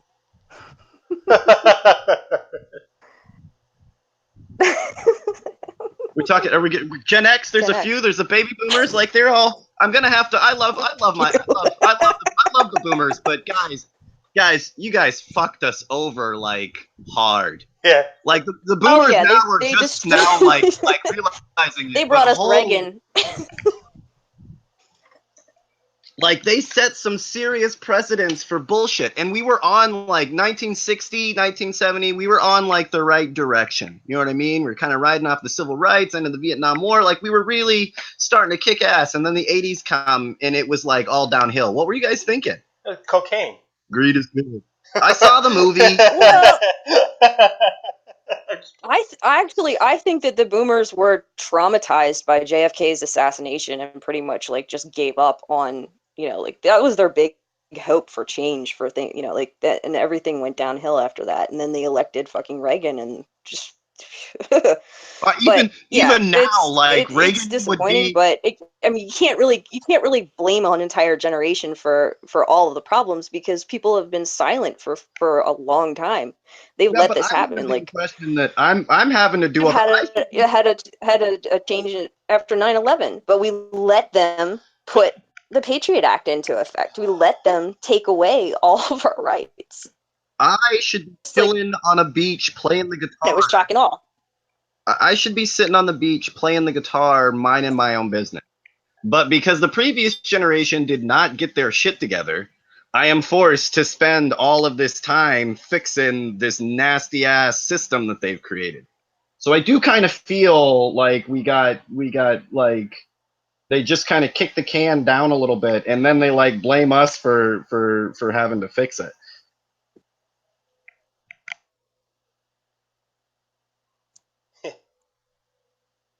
I think a lot of the boomers don't understand fully what they've created, what some of their actions have created, what their permissiveness and like just their self-centeredness. Because I see that when I talk to people from that generation, like they don't fully understand technology. They think they do, or they have a lot of misconceptions, and it's frustrating often to have conversations with them, but understand that they, of course, like any other generation, they wanted the best for their kids, so they did what they thought was going to produce that, and they were they were very wrong, and they didn't realize they didn't necessarily do a lot of research. But again, even before all the propaganda that's legal now, there was still a lot of propaganda, and they still put a lot of faith in the systems because they were brought up to have faith in a system. And they just like a religion, like people worship the state, they worship offices of power, they worship political figures. Like, our president is not just a president, he's somebody who's worshipped like a king, or like some, our freaking country has American Idol. Yeah. American Idol. Like, worship this. It's just so absurd. I mean, even these things that have no meaning and do not. Well, I'd like to know with like the cabinet picks. Mindset that's not going away. Especially with like the cabinet picks. Of course. We're going through so many like officials at that point of oh, come on, what was the show fucking Trump was on? You're fired. The intern, wasn't it, or whatever the fuck it was called? The intern. I don't know what the yeah, fuck it's The Apprentice. The Apprentice. And that was also that was good. That was one of the reasons he was picked for that that role. Like Clinton campaign picked him to be focused on because he was absurd. He was the showman who was going to come in and scream about stuff. I mean, it's just absurd. Like the whole thing was a farce. And Twitter rebounded because he has somebody like posting like somewhat insane rants on. It's just it's all acting. That's what it's become. Like Reagan foreshadowed all that. Like we elected a fucking actor to be president. Well, how do you think that anyone else that has come into that office was not an actor? Oh yeah, and if you look, you might not, you might not like him. I don't particularly like the guy either. But George Bush Jr., especially, man, he could get on the camera, and it really was just like an actor. Like his charisma was how he could lead people and tell you had everything to do with being able to seem believable in the camera. Obama pulled it off the exact same way. Where what you're saying is a complete and utter lie, but because it seems like a TV show, it's got that shine on it. It's much more believable, and we've kind of built ourselves up to Trump, where you're all the way an actor. You know what I mean? You're a puppet. Not just the kind of acting is a little different. Where you know what I mean? Obama was an actor, but Trump's more of a reality show. Like it's a different show, right? But still acting. I often, with his Twitter feeds, I often think Well, that, that he has people posting for him, and then he somehow managed to get into his account, and then that's the crazy shit you start seeing. That's really Trump, Yeah, I don't know how to deal with the Twitter thing, because like they need to take that shit away from. If you have somebody writing that for you, like please fucking fire. It's got to be it. Like I don't know who could be sitting down and typing that, and not like as the president, not having any sort of review whatsoever. Like the first couple of tweets, you could say, look, I didn't know that he was going to get on there and say fucking craziness. But like now that we're a couple of months into it, somebody needs to take your phone. Somebody needs to report his account down and take it away from him. Yeah, like there's no lawsuit. way you should be There's an waiting. ongoing lawsuit against him blocking people. There's a because they're saying that of course, like if you have as president, you're supposed to be able to access the information that this person is putting out with their office. So you should be able to see what is going on with his stupid Twitter account. So now he's blocked people, and they brought a lawsuit against him. So the only problem with it is like they're claiming that you can't dictate how the president is going to execute certain portions of his office, but it was all planned, because that's the whole reason he deviated from using the official, like the one president before him, because I mean it is showmanship. It's to outrage people, because if it was the official Twitter account, I think things would be viewed a little bit differently, and that maybe the lawsuit would go. I was actually hoping to see something come out of it, because I would not be surprised if Twitter did a backroom deal with him to say, like, look, you tweet a bunch of crazy ass shit and bring our company out of the tank, because it was about to go under right before the cycle of the the campaign cycle. So basically, getting somebody on board with your company that's going to spout like insanity and be one of the most one of the most viewed accounts on there, because of course that's going to pull your company out of the tank. And it was purposely done, that he would not move his account officially over to the White House account. So I'm sure there's a legal technicality that is there that most people are not aware of, that there's a reason for him doing that. When it comes to these kind of like I don't know, when you look at your government and you think, please let this be some sort of evil plan and not just complete incompetence.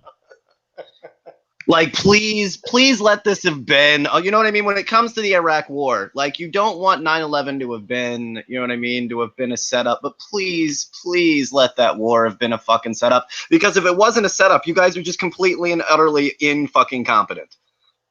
Right? And that is almost more of a hit to your, like, ego and patriotism as an American than knowing that they deliberately, like, invaded a country for profit.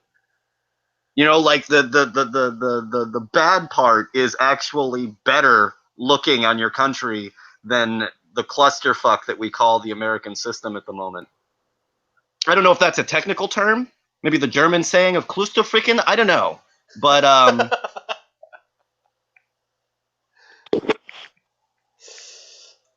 where you can't seem to get anything done other than pass legislation to help out giant corporations. Like, I don't know how we got to this point. In it, you know what I mean? It seems so crazy at this moment that you wonder, how did we get here? Well, that's what people need to do. They need to start looking around and asking that question because, if it had been anybody else in power, it would have just continued on the way it has been for the last 35, 40 years. So at least people are starting to question what the fuck is going on around them and saying yeah, it sounds like there are a whole bunch of lies that we've been told for the last couple decades, and maybe we should start questioning these people. And maybe this isn't the way we want our country to be. But again, I mean, there are only so many things you can do when you don't have a vote. You don't have a voting system because it's compromised, because you have voting machines that aren't legal in other countries. That screw the stupid Russian hacking story. I mean, no, it's our own country that's flipping the voter registration rolls, and it's our own country, not Russia, from the voting machines. And it's absurd. People need to wake the fuck up and see that they don't have a way of voting these crazy people in or out of office anymore. Oh yeah, and even with you, Other on the national alternatives scale, on the national scale, you only get two choices. Yeah. Like that's not a real election. What if I want somebody else? No, you can't have anybody. Yeah, well, they never gave choices. time to the third parties before either. You would be lucky if you would see a debate. It's gotten worse in the last 10, 15 years, but you would be lucky if you saw a debate with somebody from a third party. But instead, to make it look more even, you get people from each major corporation that's running the two sides. I mean, that's all they are. They're corporations. It doesn't matter if it's GOP or DNC. They're both just as corrupt. Oh yeah, I mean, it just so happens DNC was blatantly obvious about it. Well, when you look at the things that they just can't figure out, right? They can't figure out healthcare. No way. We just can't figure it out. Like solar energy, we just can't like all these things that they just can't fucking seem to figure out. It's the things that they pass without any thought that they all agree on that really bother me, and they're always the worst things whatsoever. All of them agree that you know what I mean, that we need to deregulate, that we need to give these same businesses trillions of dollars in handouts. The things that they agree on are fucking crazy. Yeah. But yet that doesn't for some reason prove that they're actors that are owned, and that's the way it's always going to be until you change up the system. And they're owned by those companies that are. Like I have to think that that these people did go to college. Like they know the best thing for our country would be to, would be socialized healthcare, would be single payer. Like they know that. They know, right? It. But yeah, you're right. And then the left and the right side had their own versions of a failed program. The Obamacare or Romneycare, doesn't matter. They knew it was gonna fucking fail. Yeah. Yeah, like it seems crazy. And you're talking about going through a system. Yeah. I just don't have that in my They heart. went to college. Well, they went through indoctrination. But even then, like if a company came up to me and I agreed what you were saying, like that's fine. If you said, "Look, was a super PAC, we're going to donate $20 million to your campaign." Groovy. Well, we're going to need you to sign this paper to take away the EPA. Oh no, I'm not going to do that. But thank you for the donation. Like I don't see why, you guys are such pieces of shit to begin with. I don't see why you have to be, so loyal to these corporations. Fuck them over the same way you fuck over the people. At least they make it even. Like we know you're pieces of shit. Why you always got to screw us over? You also have to take into consideration that anytime that you go up against something like that, you're going up against powers that have far more resources than you do, and they come at you that you don't always want to have to deal with. I mean, if they're slandering slandering you and destroying your family and threatening you physically, and you're being coerced if you're not going to go along with them. I mean, that's happened. They will have people killed. Like this is not a third world country where you're having flat out positions of power. People actually wield some sort of significance, and they're the ones that if you get in anywhere close to that, you're going to have to deal with it. I mean, it happens people who even try to break stories about stuff like that. I mean, it's just. Oh yeah, and I mean when you look, but it's true. yeah, and there's parts where I mean there's only like two ways to see it, right? Either Hillary Clinton has had people killed, right? Or working with her for 15 minutes makes you extremely suicidal, right? There's no like middle ground in that situation. Like everybody that in like you look at their posts ahead of time and you're like, oh, first day at work, this is my dream job, this is really what I wanted. 15 more minutes of working with Hillary Clinton, and they're like, I can't stand this shit, I'm gonna blow my fucking head off. Right? It's like I've known. Well, I mean that may actually happen because lifetime, you have to put up with like an insane. And I've known quite a few people in my lifetime. I've never had that many people commit suicide around me. Like that would stress me out. Why is everybody killing themselves around me?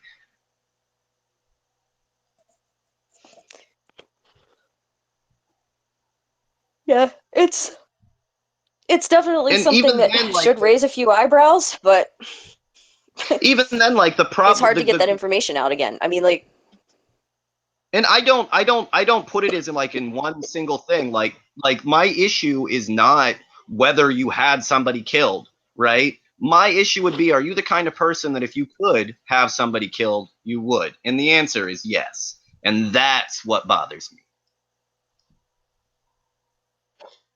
You know, if any of you could get away with that kind of thing, you would, which is why I don't trust you.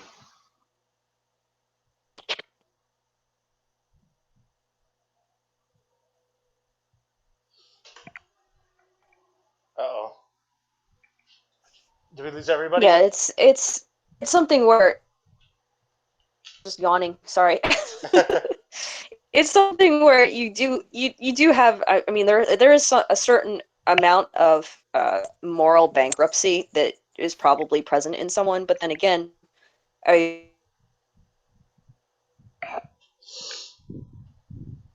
so just all that private is the system that supports that. Because you can have somebody who would tell another person, like, yeah, you know, I need you to go take care of that, go kill that person, and just hush them up. But then you have people who are participating in that. I mean, you have people who are participating in administering torture. People who are, I mean, they're again indoctrinated into systems, and they're very weak-minded people who are just craving some sort of attention and validation, or you know, you have like a really serious problem with the systems that you have in place, your educational system and your family systems, and just you should really be examining like what you're pushing. Like, why are you pushing people to go into the military? Why are you pushing people to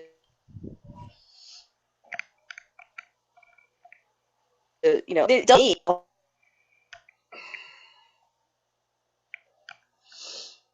whole thing, like, why are you doing this? Why are you saying this is a good idea? Why are you blindly accepting that you need to be patriotic and accept a country like this, you know, because otherwise